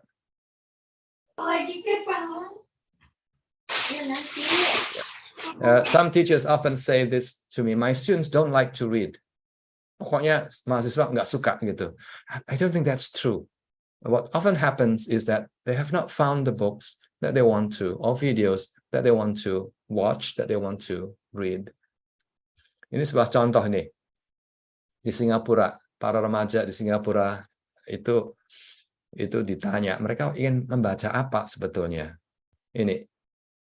Ini buku-buku yang mereka ingin baca. But the thing is, these books are usually not available in the school library. Problemnya di sana. Most schools in Singapore have very nice libraries, but very often buku-bukunya itu yang milih gurunya, begitu loh. Siswanya tidak diberi kesempatan untuk memilih buku. Sehingga buku-buku yang ada di perpustakaan, the books that are available in the library are not the kind of books that these teenagers want to read. Makanya mereka nggak membaca, begitu. So the first thing for you to do is to find out what students actually want to read, and you start from there. Okay, the last part of my presentation. Nanti aplikasi ya, teorinya sudah, aplikasinya kurang lebih seperti itu. Pesannya jelas sekali, we need to increase the amount of reading and listening, because reading and listening is good for your students' language development, language proficiency development. Bagian ini, yes, good idea, good theory, good research, but it's not easy. And I'll tell you, it's easy actually. It's much easier than, learning English the way we usually do it. One of the most frequent concerns that I often hear from teachers is yang nomor satu, nggak ada bukunya Pak, gitu. No books, no resources, no time. Does it really work? And things like that. Let me look at the first one. No English books are available. Books are expensive. That is not true. Now here is one example. Books for Asia is a website created by Asia Foundation, and it has hundreds and hundreds and thousands of freely available English language books, which you can read 24 hours a day, which you can download even. Jadi, there's no reason for you to say that the material is not available. If you enjoy listening, if your students enjoy listening to stories read aloud by famous people, Storyline Online is for you. Again, it's freely available. You just need to have access to the internet. Yeah. And you can watch a lot of different stories. Untuk UIN Bandung, I am really hoping that you will make reading an important part of your PBE, of your English language education program. And one way for you to do that will be to have X reading and make it available for your students. X Reading is a digital library. It's a digital library, and it has more than 1,000 bahan bacaan, since the whole collection of the stories are online. Students can read, students can listen at the same time, and students can also do shadowing. Yeah. The name of the program is called X Reading, and the owner is somebody by the name of Paul Goldberg. But this program, the library, is not free. You have to pay a little bit, because this is not just a library, it comes complete with a teaching learning system. It has a learning management system. It allows the teachers to track students' reading progress. It allows the teachers to assess students' understanding. It allows the teachers to guide student selections and many other assignments as well. Yeah, it's a very, very nice program that you can make available to your students. But as I said earlier on, this one is not free, because the books, the reading materials are from publishers, and the owner will have to pay the publishers for the books that are made available in the system. I've now come to the end of my presentation. I've shared with you the theory and the reasons of extensive reading and listening, what it is and why they are important. And also I've shared with you potential applications, which you can start thinking about in terms of integrating these ideas into your program. Let me remind you again of the most important takeaway. If extensive reading and listening is good for you and your students, shouldn't we all be doing it? The answer is obvious. I think we should. Now, these are free resources that you can download for free. Our website contains a lot of resources that you can download for free. Yeah, the QR code is there, and the website address is there as well. Yes, questions? Yes. Answers, responses, feedback, anything? Yes. Thank you very much, Pak Willy. Very insightful, very encouraging to have English extensive reading and listening to us, not only for the students, but also for the educators. Okay, we have Q&A session right now. Okay, the first one from Delara Siti Maulida. Yes, sorry. Yeah. Okay, thank you for the change. Can you hear my voice clearly? Yes, I can. Yes, I can. Sorry, I was looking at my Okay, mobile Mr. device. Willy, Yeah. it's nice to meet you. Your presentation is very insightful. Okay, I Yes. am Delara. I am Yes. from one of higher education in West Bandung. I am an English lecturer. And I have two questions. The first one is, when it comes to teaching grammar, do you think that we should provide the students with extensive reading material first? I mean, it's difficult for me if I teach the formula, for example, simple present, subject, verb one, it doesn't work to my student actually. No, it doesn't work, of course, yes. I think your students have been, or most of our students have been studying grammar for at least 6 years, 6 tahun di SMP SMA, more than enough. So what you need to do is not teaching your students explicit grammar. Tidak. Explicit grammar comes very much later. When the students have developed sufficient level of English language proficiency, then your grammar explanation makes a lot more sense, but not before. Seperti sekarang ini Mbak Lara, if I were to explain to you cara memakai me, awalan me dan akhiran kan, saya jelaskan begitu, nanti kan bingung malahan. Yes. Why are you? Yeah, it's very difficult. Grammar is very difficult. Some grammatical points can be explained to our students, but many grammatical points are really, really difficult to explain. Okay, Yeah. so But you most think of we the should time, provide them with extensive reading material? I mean, Yes. before start the formula. I think so. Ya, semester 1 dan 2 itu seluruhnya itu dipakai untuk memberi kesempatan pada siswa untuk lebih banyak membaca, lebih banyak mendengarkan. Ya. Okay. Apakah mereka belajar sesuatu di sana? Iya, mereka belajar tata bahasa. Mereka belajar kosakata, tapi tidak secara eksplisit. Tidak secara eksplisit, but secara intuitif gitu. Nah, nanti semester 3 itu kalau mau mengajar grammar boleh di sana, terutama untuk apa itu mahasiswa yang akan menjadi guru itu memang perlu mengetahui aturan-aturan tata bahasa ya. But if you are teaching students who are not going to become English teachers, they don't need to know a lot of explicit grammar. I need to be very careful here. They don't need a lot of explicit grammar. Explicit grammar itu adalah tata bahasa seperti yang dijelaskan dalam buku-buku tata bahasa. Itu namanya explicit grammar. Is that useful? Yes, it's useful for you and me as a teacher of English. Is it useful for my ability to speak? No. Sedikit sekali gunanya. Untuk menganalisa, ya.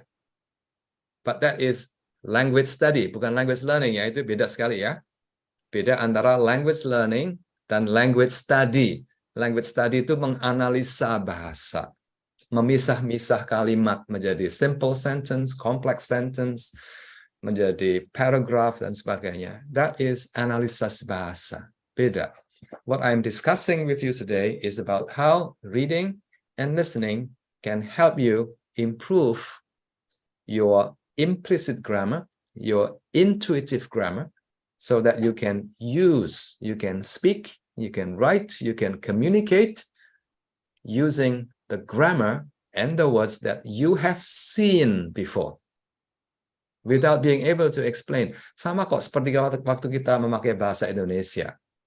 Setelah apa itu berkomunikasi dengan orang begitu ya, apakah kita bisa menjelaskan, oh yang tadi kalimat saya yang pertama itu subjeknya salah loh. Oh predikatnya mestinya nggak seperti itu. We don't talk about that. Yeah, from a user's perspective, that is not very important. What is important is apakah pesan saya sampai, apakah pesan saya dimengerti, gitu. Begitu Mbak Ibu Lara. Okay, sir. Thank you. So when we, for example, if I teach non-English student, I mean they take English as the compulsory subject. They don't need to understand the grammar, but English is just for communication. I mean, for the non-English subject. Ya, diberi aja bacaan-bacaan yang menarik, diberi apa itu YouTube videos that are very interesting, and let them watch, let them enjoy, let them comprehend, understand, and let them have a conversation about what they have seen. The grammar bit actually is not useful. I know it's very challenging for you to teach non-English major students. It's in some places, misalnya di Jepang misalnya, itu the university teachers often do not teach grammar. They will just provide students with a lot more opportunities to do X reading, for example. Oh, by the way, X reading is very well known in Japan, and X reading is being used in Indonesia as well. Ada Malang ada UMY Yogyakarta, terus Universitas Negeri Surabaya juga memakai itu, Samarinda juga memakai. I think now people are beginning to understand the role and the importance of doing a lot of pleasure reading, doing a lot of pleasure listening in language learning, in language development. Ibu Salma, Mbak Salma. Ibu Salma atau Mbak Salma nih? Yes. Ya. Semester berapa Mbak Salma? No sound.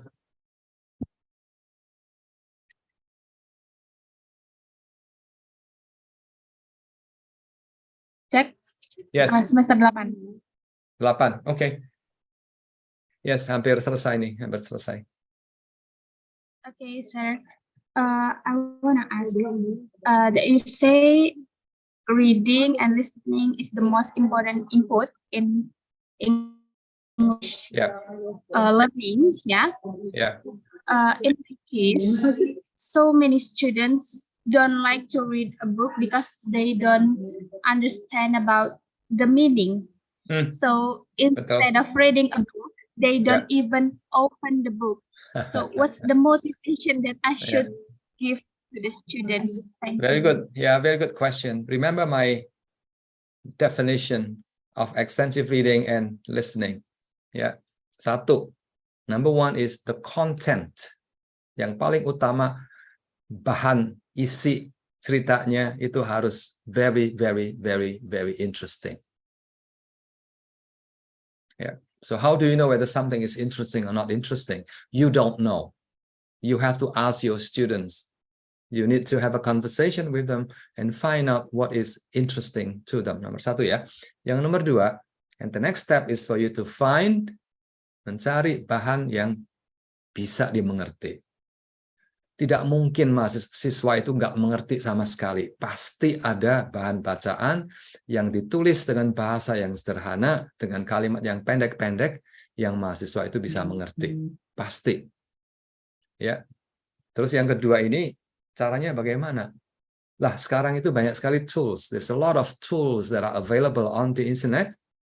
And you can copy and paste a reading materials that you feel is interesting. Dimasukin di mana, di programnya itu, and then you ask the program to give you or to simplify, untuk menyederhanakan bahasanya, sehingga kalimatnya pendek-pendek, kosakatanya juga yang mudah-mudah. Very simple, very easy to use. Jadi begitu, Salma. Jadi nggak ada cerita mahasiswa atau orang Indonesia nggak suka baca, itu nggak ada sebetulnya. And what happens is they have not found the books that they want to read. They have not found the books that they can understand. Ya, di Singapura itu sejak dari kecil pelajaran bahasa Inggris SD 1, 2, 3, 4 itu sumber utamanya adalah bacaan. Bacaan dari mana? Cerita-cerita yang sangat-sangat sederhana. Awal mulanya dibacain oleh gurunya. So the teachers doing the reading with the students. Itu yang pertama. And gradually, in later years, the students become more confident, they become more proficient, and hopefully they can read on their own. Jadi sama, yang namanya motivasi itu memang penting sekali, tapi nggak ada cerita bahwa siswa itu tidak suka membaca, itu nggak ada. Yang ada adalah mereka belum menemukan buku, bacaan, cerita, atau video that they really want to, that they are really interested in. Yes, sir. I have one more question. Okay. Yeah, as you said, listening also the important input to learn speaking. It will produce good speaking. Okay, but in each year, of course, the first thing, the most common thing that I got, kalau listening itu pertama katanya dengerin lagu dulu, harus dengerin lagu gitu. That's okay. Ya, katanya mereka dengar lagu. Cuman kan semakin bertambahnya tingkat, semakin naiknya tingkat, itu of course lagu aja yang dengerin, karena I believe that kalau dengerinnya lagu ya cuman hasil speakingnya bernyanyi. Mereka cuman bisa ngomongin di lagu. You have a very, very good point, Salma. If you listen to songs only, then you'll be listening to words, phrases, sentences that are associated with songs. And song language is not the kind of language that we use for daily conversation. Tidak. So you are right. Yes, song can be a starting point. Yeah, but songs is not enough. Tidak cukup. Yeah. Watch a YouTube video. You watch a cartoon movies. Disney cartoons is very, very good because the language is easy. And the language is also conversational. Betul ya? Film kartun itu kan banyak sekali conversation. And that is how you learn the language of conversations. But you have to do it. Cocomelon as well. Of Bu Frederick?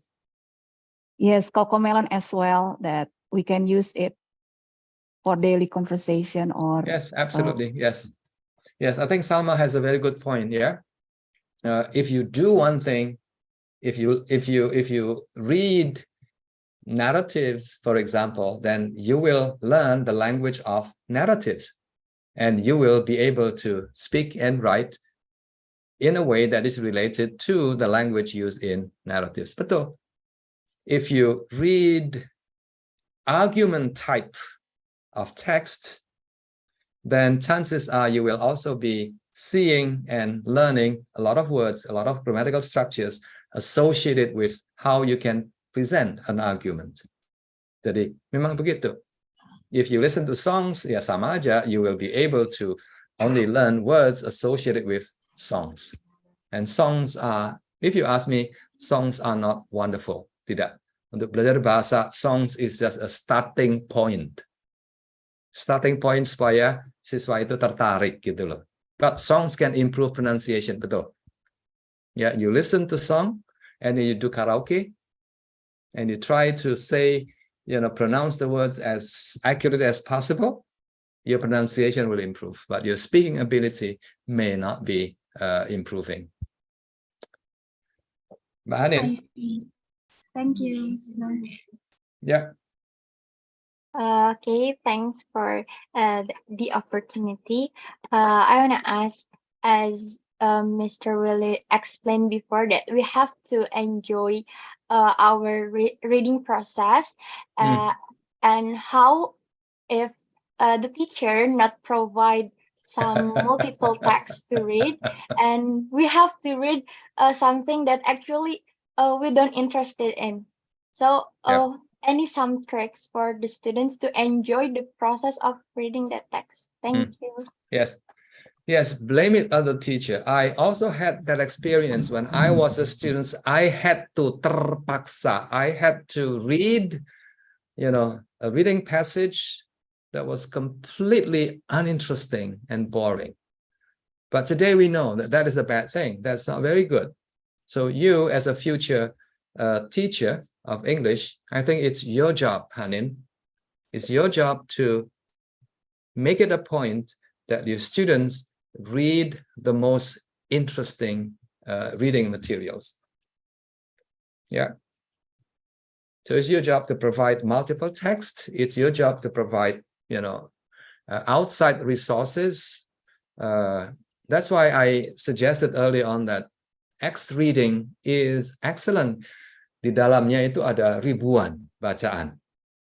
Apakah siswa harus membaca semuanya? Tidak. They choose what they want to read and what they want to listen to. Gitu. If they don't know how to choose, again, that's your teacher's job, not the computer's job. It's the teacher's job to find out, what sort of reading materials are interesting or not interesting to them. Yeah.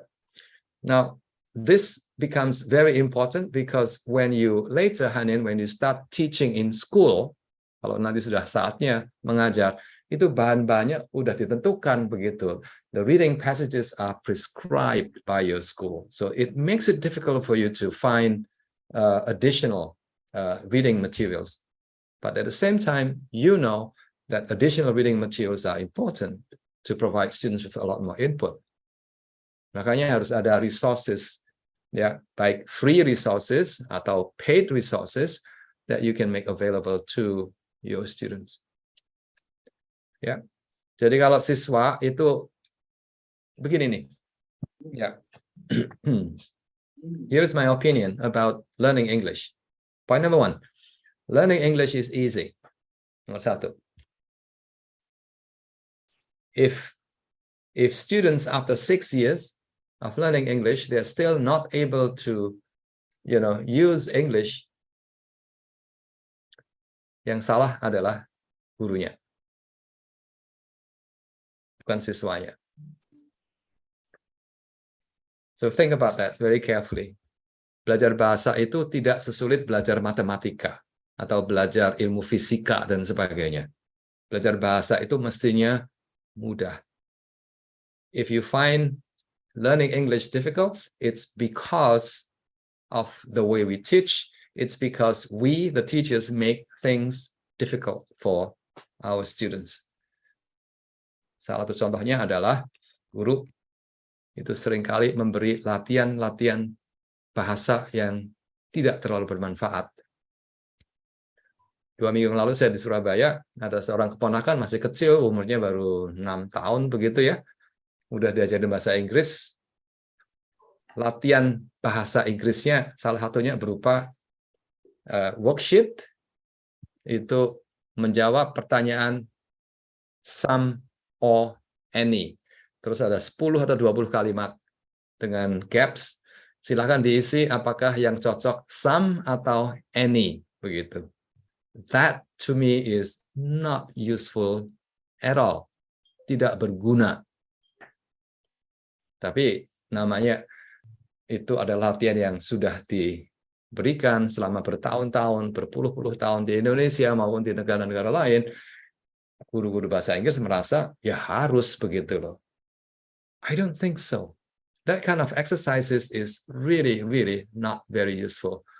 Ya, sentences, kalimat 10 kalimat dibuat kalimat negatif, 10 kalimat dibuat questions, 10 kalimat dibuat passive sentences misalnya, not useful. Mbak Vera. Okay, thank you, Pak Willy. So here I want to ask about extensive listening. What is exactly real output from extensive listening? Is it like the student can answer just like in academic TOEFL task correctly, or the student can communicate the important point from the information that they have been listened, or how? What the exactly output from? The answer to that is both, Mbak Vera. The answer to that is both. Tapi yang pertama, yang paling penting, yang lebih penting adalah listening. If you do a lot of listening, saya ulang ya, if you do a lot of listening and you enjoy doing it, penting sekali nih, and you do it every day, ya, half an hour a day. Setelah 1 tahun, your pronunciation, your ability to say, your ability to pronounce words become better, number one, and your ability to express yourself, to express, menyampaikan pendapat, pikiran, perasaan, dan sebagainya, your ability to express yourself becomes much better. Not perfect yet, but much better. And the bonus adalah you will have no problem answering comprehension questions. Gitu. But the key thing is you have to do it every day, every single day. Give yourself 1 year. Kalau cuma seminggu, nggak ada efek. No effect. You have to do it every day. And there are many instances of young children in Indonesia who can speak English so well tanpa mengikuti pelajaran di kelas atau di tempat-tempat kursus, but they can speak English so well just from listening. Listening to apa? Small YouTube video, movies, atau games, atau whatever. You do it regularly every day. Jadi anak-anak itu sebetulnya bukan bermaksud belajar bahasa Inggris sebetulnya. Mereka hanya they find watching these video clips, these cartoon movies so interesting, so that they do it again and again. But the bonus is that the ability to comprehend improves a great deal. And the ability to pronounce improve a great deal as well. Gitu. So listening, reading, and writing. Okay, so because I teach listening. Oh, you're a teacher. I thought you were a student. Yeah. I teach listening this semester, and I did practice in class. So I just worried that I have been done. Is it wrong? Vera, it's not wrong, because that is what you are supposed to be doing in the classroom. Yeah, that's point number one. You should continue doing it. But at the same time, we know research tells us very clearly, experience tells us very clearly that listening in the classroom Satu semester 10 kali pertemuan, 15 kali pertemuan is not going to produce anything. Tidak ada. Hasilnya kecil sekali. Very, very small. Remember, input is important, listening is important, but the amount of listening that you do is what determines the effect, the impact. Jadi, impact-nya itu adalah from doing a lot of listening. I think you need to understand what extensive actually means. Yeah, not listening to, apa itu namanya, 1 minute listening materials. Itu okay, but not going to help your students. It's okay to keep you occupied for 1 hour. It's okay to keep your students busy for 1 hour, but that's all there is to it. Nothing much. Gitu. Okay. Yeah. Thank you very much. Are you teaching in Bandung or in some other places? Yeah, I teach in UIN. In this major. Okay, in the university. Yeah, okay. Yeah. Then what you need to do is to add. Kebetulan saya dosen baru, Bapak, jadi masih perlu dosen baru is exciting. If you've been teaching for a long time, it's difficult for you to change. But if you are new, it gives you a lot of, opportunities actually to try out, different ways of doing things. So, but we have actually the exercise for the students, but it is not an exercise, but a task for the students to have a kind of extra listening. Bu Vera Miss Vera extra listening. They have to find listening sources from, for example, podcasts or talk show in YouTube, and then that's good. with certain themes, with the certain topic. In every week, they have to report it to us what they have just listened. Is it does it include in what we call extensive listening, for that kind of exercise? I think you need to ask your students whether, number one, they enjoy doing the listening. Whether they are motivated in doing a lot more listening, and how much time they actually spend doing the listening outside the classroom. If the answer to that is yes, then yes, they're doing extensive listening. Okay, we will do it as the evaluation after this, perhaps. Okay. I think one of the best thing for you to do is not for you to teach listening, but make it an integrated course. You can call it any other name. Communication skill, misalnya begitu. In which in the course, the final task, the final project of the students is to give a presentation, misalnya begitu. But before they do the presentation, they have to do a lot of listening. And the listening materials will have to be worked out, will have to be developed in conjunction, in collaboration with your students. Kumpulin bahan yang sebanyak-banyaknya dari TED atau dari other YouTube sources as much as possible. And when students do a lot of listening, I think you will be able to see that their speaking improves a great deal. There's no other way. You don't teach speaking, by giving students a lot of speaking practice. That helps a little, not much. Okay, noted, Pak Willy. Okay, well, we also have another question in the meeting chat. Can I read it for you, Pak Willy? Yes, you can. Okay, based on the explanation earlier, Mr. Willy said that it is important for us to choose interesting reading sources so that we remain interested in reading. But sometimes digital reading is quite difficult because there are distraction from other applications such as YouTube, TikTok, which are more interesting than just read a book, just read an ebook. So, Mr. Willy, can you give us advice? Is it better to choose reading sources directly from books, or it's okay to read by digital from Lana?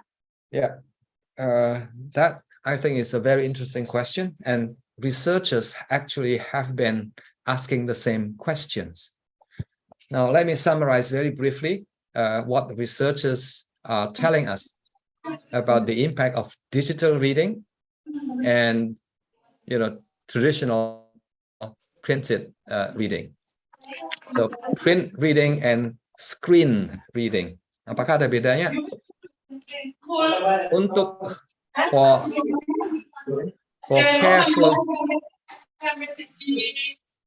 careful reading, for deeper comprehension, itu print reading is better. Print reading is better. Untuk membaca yang deep reading, for critical reading, itu print reading is better, simply because when you do print, the distraction is minimal. Minimal distraction from from other sources, from TikTok or from other messages popping up on your screen and things like that. But for recreational reading, for pleasure reading, doesn't matter. More screen reading atau more print reading, it doesn't really matter. What about distraction? Well, if you want to be distracted, go ahead and be distracted. The starting point is always you. Are you interested in reading or listening or viewing this video materials or not? If the answer is you don't know, then well, a lot of things can happen to you. So the starting point is always you, whether you are committed, whether you are invested, whether you actually want to learn what you want to learn. That is always a commitment, and commitment, because even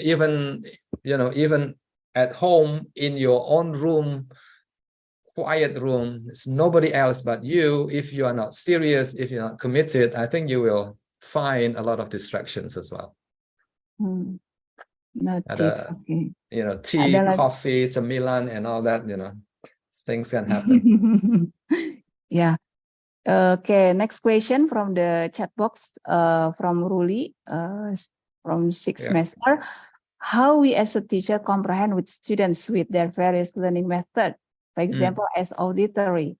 Isn't their knowledge impact on listening skill? Does that mean we focus on the listening than reading? The answer to that is tidak. There's a lot of misconception. There's a lot of misguided beliefs about learning styles. Bahwa some people are auditory and some people are visual, some people are kinesthetic. No basis for that. Itu zaman tahun 80-an ya. A lot of people believe that is the case. No.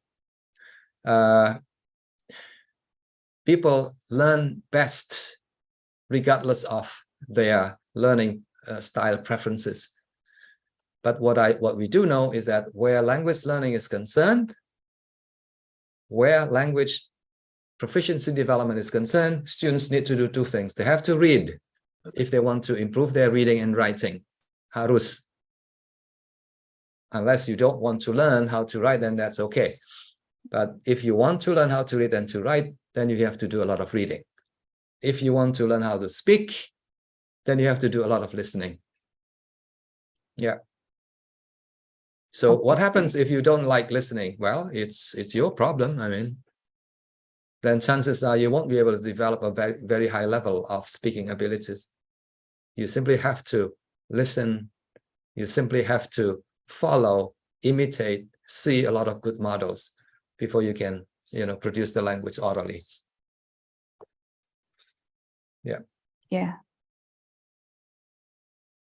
Okay.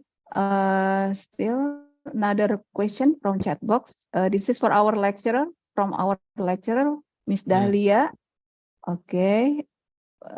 Miss Dahlia, if you want to ask. Yes, direct question is good. Yes, Dahlia, please turn on your camera. If I don't turn my camera on. That's okay. Apologize for that. Thank you, Pak Willy. It's so nice to meet you here. Yes. So my question is about the conflict of interest when choosing extensive reading or listening materials. Just like you said, in Singapore, there are many good libraries, but the books are chosen by the teachers, not the students. So many of the books are not in accordance with the students' interest. That's true. Well, when choosing books that can accommodate the learning and the interest, what should the teacher do? I mean, we have two purposes here. The first is to foster their English, and the other one is to build their character. However, all enjoyable books, enjoyable movies, enjoyable materials are appropriate, right? Yeah. We have to consider that as well. So what should we do? Yeah. Because it's kind of scary to think that the students might choose inappropriate materials for reading or watching if they are given free choice to choose whatever they want. Thank you, Pak. Yes, nice question. I agree with you that we need to be very careful in the choice of materials, listening or reading materials to our students.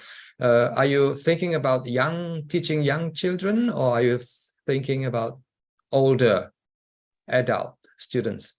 I think school students from young to teenagers. Okay. Yeah. Then you need to have a list of recommended reading. I think that is what happens in Singapore. A list of recommended reading. So at least in the school context, you are protected. You are, making sure that the students are given guidance in terms of, the kind of materials that they can choose from. But at home, we don't know. I mean, at home, that's no longer your responsibility. I think they can choose whatever reading and listening materials they want under the guidance of their parents. And this is where the parents become, involved in the literacy development process. With older students, like, the class that you are teaching here, for example, Mbak Hanin, Mbak Elisa, yes, you can provide them with a set of criteria. But at the end of the day, they are not children. I think they are old enough to make decisions about what to read and what not to read. That is in terms of the quality of the reading materials. But where language improvement, language proficiency development is concerned, Ibu Dahlia, I think any kind of reading materials is good. Any kind. Especially the kind of reading materials or listening materials that the students can enjoy and that the students can, understand. I think these are two very important considerations. Number one is enjoyability. Number two is comprehensibility. Yeah, research tells us that these are the most powerful combination where language proficiency development is concerned. Yeah. When it comes to values, when it comes to character building and things like that, that is a rather separate issue altogether. And I know that as a responsible teacher, I think, or educator, that is part of your job to keep telling, to never stop telling your students about what is good and what is not good. I think that's part of your job as an educator. So that would be my response to your questions, Ibu Dahlia. Thank you very much, Pak Willy. Are you a new teacher or are you an experienced teacher? Experienced one. I don't know. Is experienced 15 years teacher. new or experienced? 15 years. Okay, that's about nice. Yeah. Yeah. Okay, I think one more Yeah. question, Pak Willy, from the audience. I see Agum, yeah. Agum is the alumni of EED, English Education Department here. Okay. Agum, yes, Yeah. please. Okay. Okay, thank you, Miss Pre, and hello, Pak Willy. Hello. Yeah, greeting from Bandung. Yeah, I'm questioning about this issue, and I'm returning graduates from PBI anyway. Pak Willy, in Indonesian context, in the classroom, the students are different. They have different background. They have basic and some don't, right? Yeah. And when the Yes. classroom is given reading materials, some students ask me that, Mister, I couldn't read, so I didn't understand. Yeah. So yeah, they didn't get the point from the passages or the text because they couldn't read in English. So as the teachers, what yeah, what do we have to do dealing with this kind of issue? Yeah. Do we have to like force them to, not force, I think, encourage maybe student to read? Yeah. Or maybe what is the good stimulations to the student dealing with this kind of this circumstance? Thank you, Pak Willy. Yeah, Mas Agung, this is an excellent question. Adik mahasiswa, Bapak Ibu dosen, I think today, two big words. Number one is diversity. Number two is inclusivity. Now, these two words are gaining a lot of importance in education. Diversity, bahwa siswa di kelas kita itu pasti berbeda kemampuan, latar belakang sosial, latar belakang budaya, kemampuan berbahasa Inggris, kemampuan berbahasa Indonesia, they're all different. The next word is inclusivity. How, as a teacher, we can provide more or less equal opportunities for our students to participate in our lesson. Is this something that we can do? The answer is yes, we can. Is this something that is easy to do? No, it is not. Because for many years, the way education is set up is that a teacher comes into the classroom with one single lesson plan. Betul ya? Satu lesson plan, one size fits all. Satu lesson plan untuk semua mahasiswa. It doesn't matter whether you are a smart, intelligent person or whether you are somebody who is very, very low in, whatever background, whatever your abilities is. But the future, going forward, Mas Anggi, Mas Agung, namanya Agung Gumelar ini kayak jenderal bintang 4. Agung Jenderal itu ketua asosiasi pensiunan tentara, kalau nggak salah namanya Agung Gumelar. Ya betul Pak, tapi bukan saudaranya katanya. Bapak saya terinspirasi dari nama beliau mungkin Pak. Mungkin ya, itu dari Kopassus itu ya. But going forward, ini ke depan ya, I think we have to pay attention to the importance of providing equal opportunities for our students to grow. Mungkin grow nggak bareng-bareng, grow but differently. Now this is where a new idea is now gaining a lot of attention, and that new idea of teaching in education is known as differentiated instruction. Namanya disingkat menjadi DI, differentiated instruction. Mengajar di kelas tidak dengan satu lesson plan, tapi mungkin dengan 3 lesson plan. As I said earlier on, can it be done? Yes, it can. Is it easy? No, it's not. It's difficult. But I think we have to move towards that direction. Jadi lesson plan yang pertama untuk siswa mungkin yang kelas the top 30%, lesson plan yang kedua untuk the middle one, and lesson plan yang ketiga mungkin untuk yang the bottom class. Can it be done? Yes, it can. But it's going to be rather messy. Karena kita guru tidak disiapkan untuk mengajar seperti itu. Terus yang kedua, solusi yang kedua adalah dengan teknologi. Technology can help.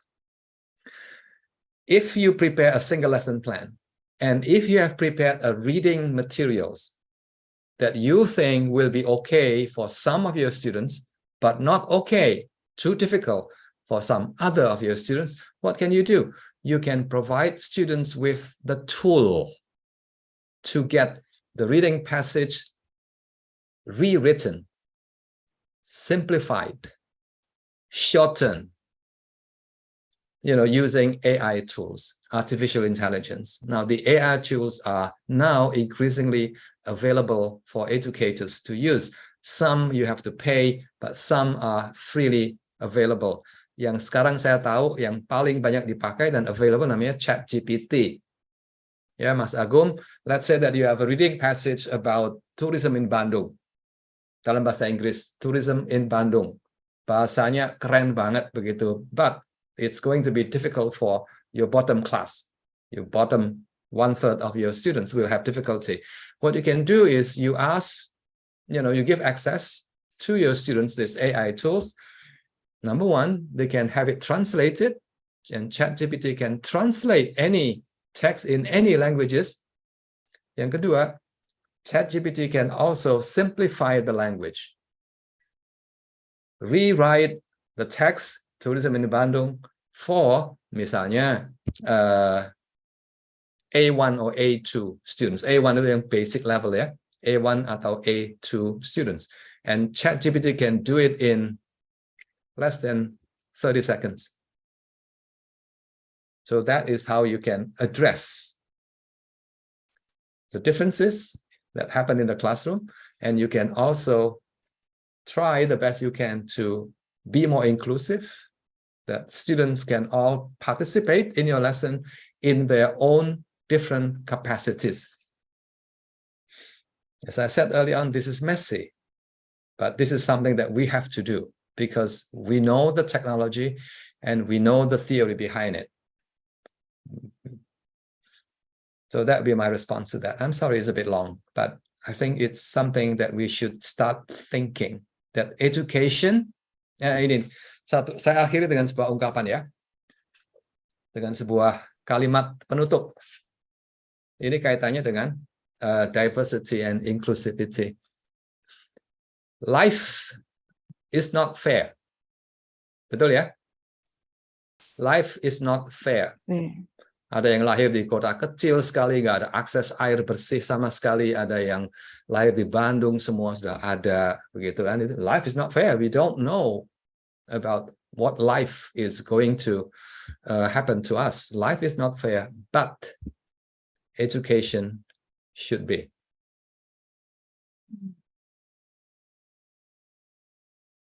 And education is about opportunities. Education is about equal opportunities. And that is something for you to think about for the future. Begitu Bu Perdari, terima kasih. Matur nuwun.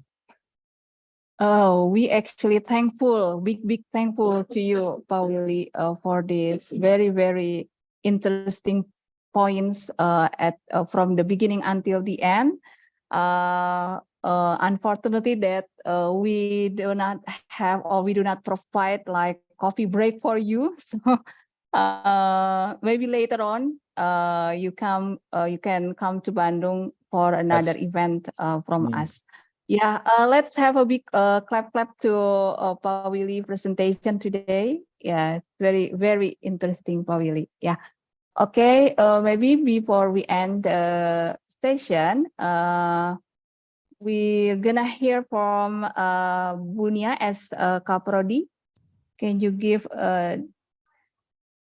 some maybe closing statements from you? Remark.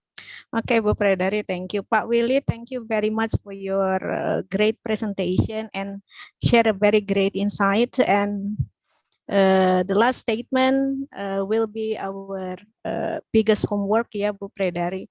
And I hope that we will have more session with Pak Willy, especially to discuss and consult our new curriculum. I'm just thinking about whether our curriculum provide or could empower our students and provide more input to our students. Yeah. Later on, we hope Pak Willy will still answer my email if I contact you again, Pak Willy.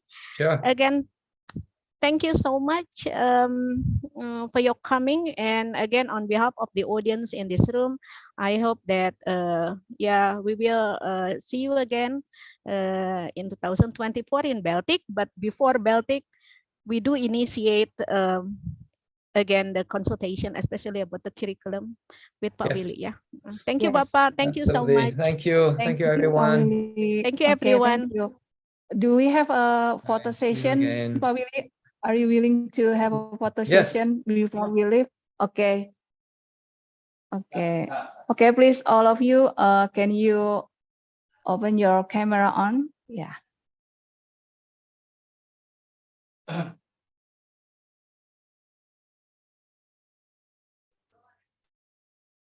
Siap.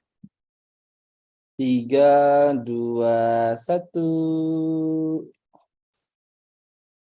Ada lagi ya. 1, 2, 3. Oke.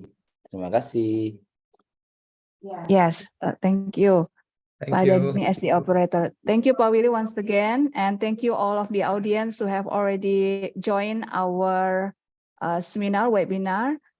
Coming soon next month, we are going to have another webinar. Just wait for the announcement. Okay, see you around, everyone. Assalamualaikum. Terima kasih, Bye, everyone. Thank you, Pak Willy. Waalaikumsalam. Terima kasih. Bapak Ibu semuanya, Thank terima you very kasih. much. Kawan-kawan mahasiswa. Bu Predari, terima kasih. Terima Bu kasih Eva. semuanya. Ada Bu Eva semuanya ya. Terima kasih sudah join. Isi daftar hadir. Udah lihat, thank you Bu Vera. Thank you juga, Miss. Ya. Jangan kapok ngajar di sini ya. Oh, enggak dong. Miss, aku mau bertanya tapi nanti di WA aja. Oke, ya. Oke, itu. Oke, everyone, thank you. Daftar hadir, jangan lupa daftar hadir diisi. Jangan lupa daftar hadir diisi ya. Linknya sudah dibagikan. Siap, Bu. Dosen mah nggak usah isi ya. Isi dong. Isi dong. Ibu. Miss Ima, isi dong Miss Im. Oh, Aku udah bikin susah loh. Nah, siap atuh. Nuhun. Ya, atau nanti di-share di ini ya, di grup-grup aja. Ya. Oke, thank you ya. Thank you ya semuanya, Miss Dahlia semuanya. Bu Afri, thank you sudah datang. Thank you semuanya. Sama-sama, makasih banyak. Bisa Ya, ikut. sama-sama. Thank you. Semester 6, semester 4, semester 2 semuanya, thank you. Selamat istirahat semuanya. Selamat beraktivitas.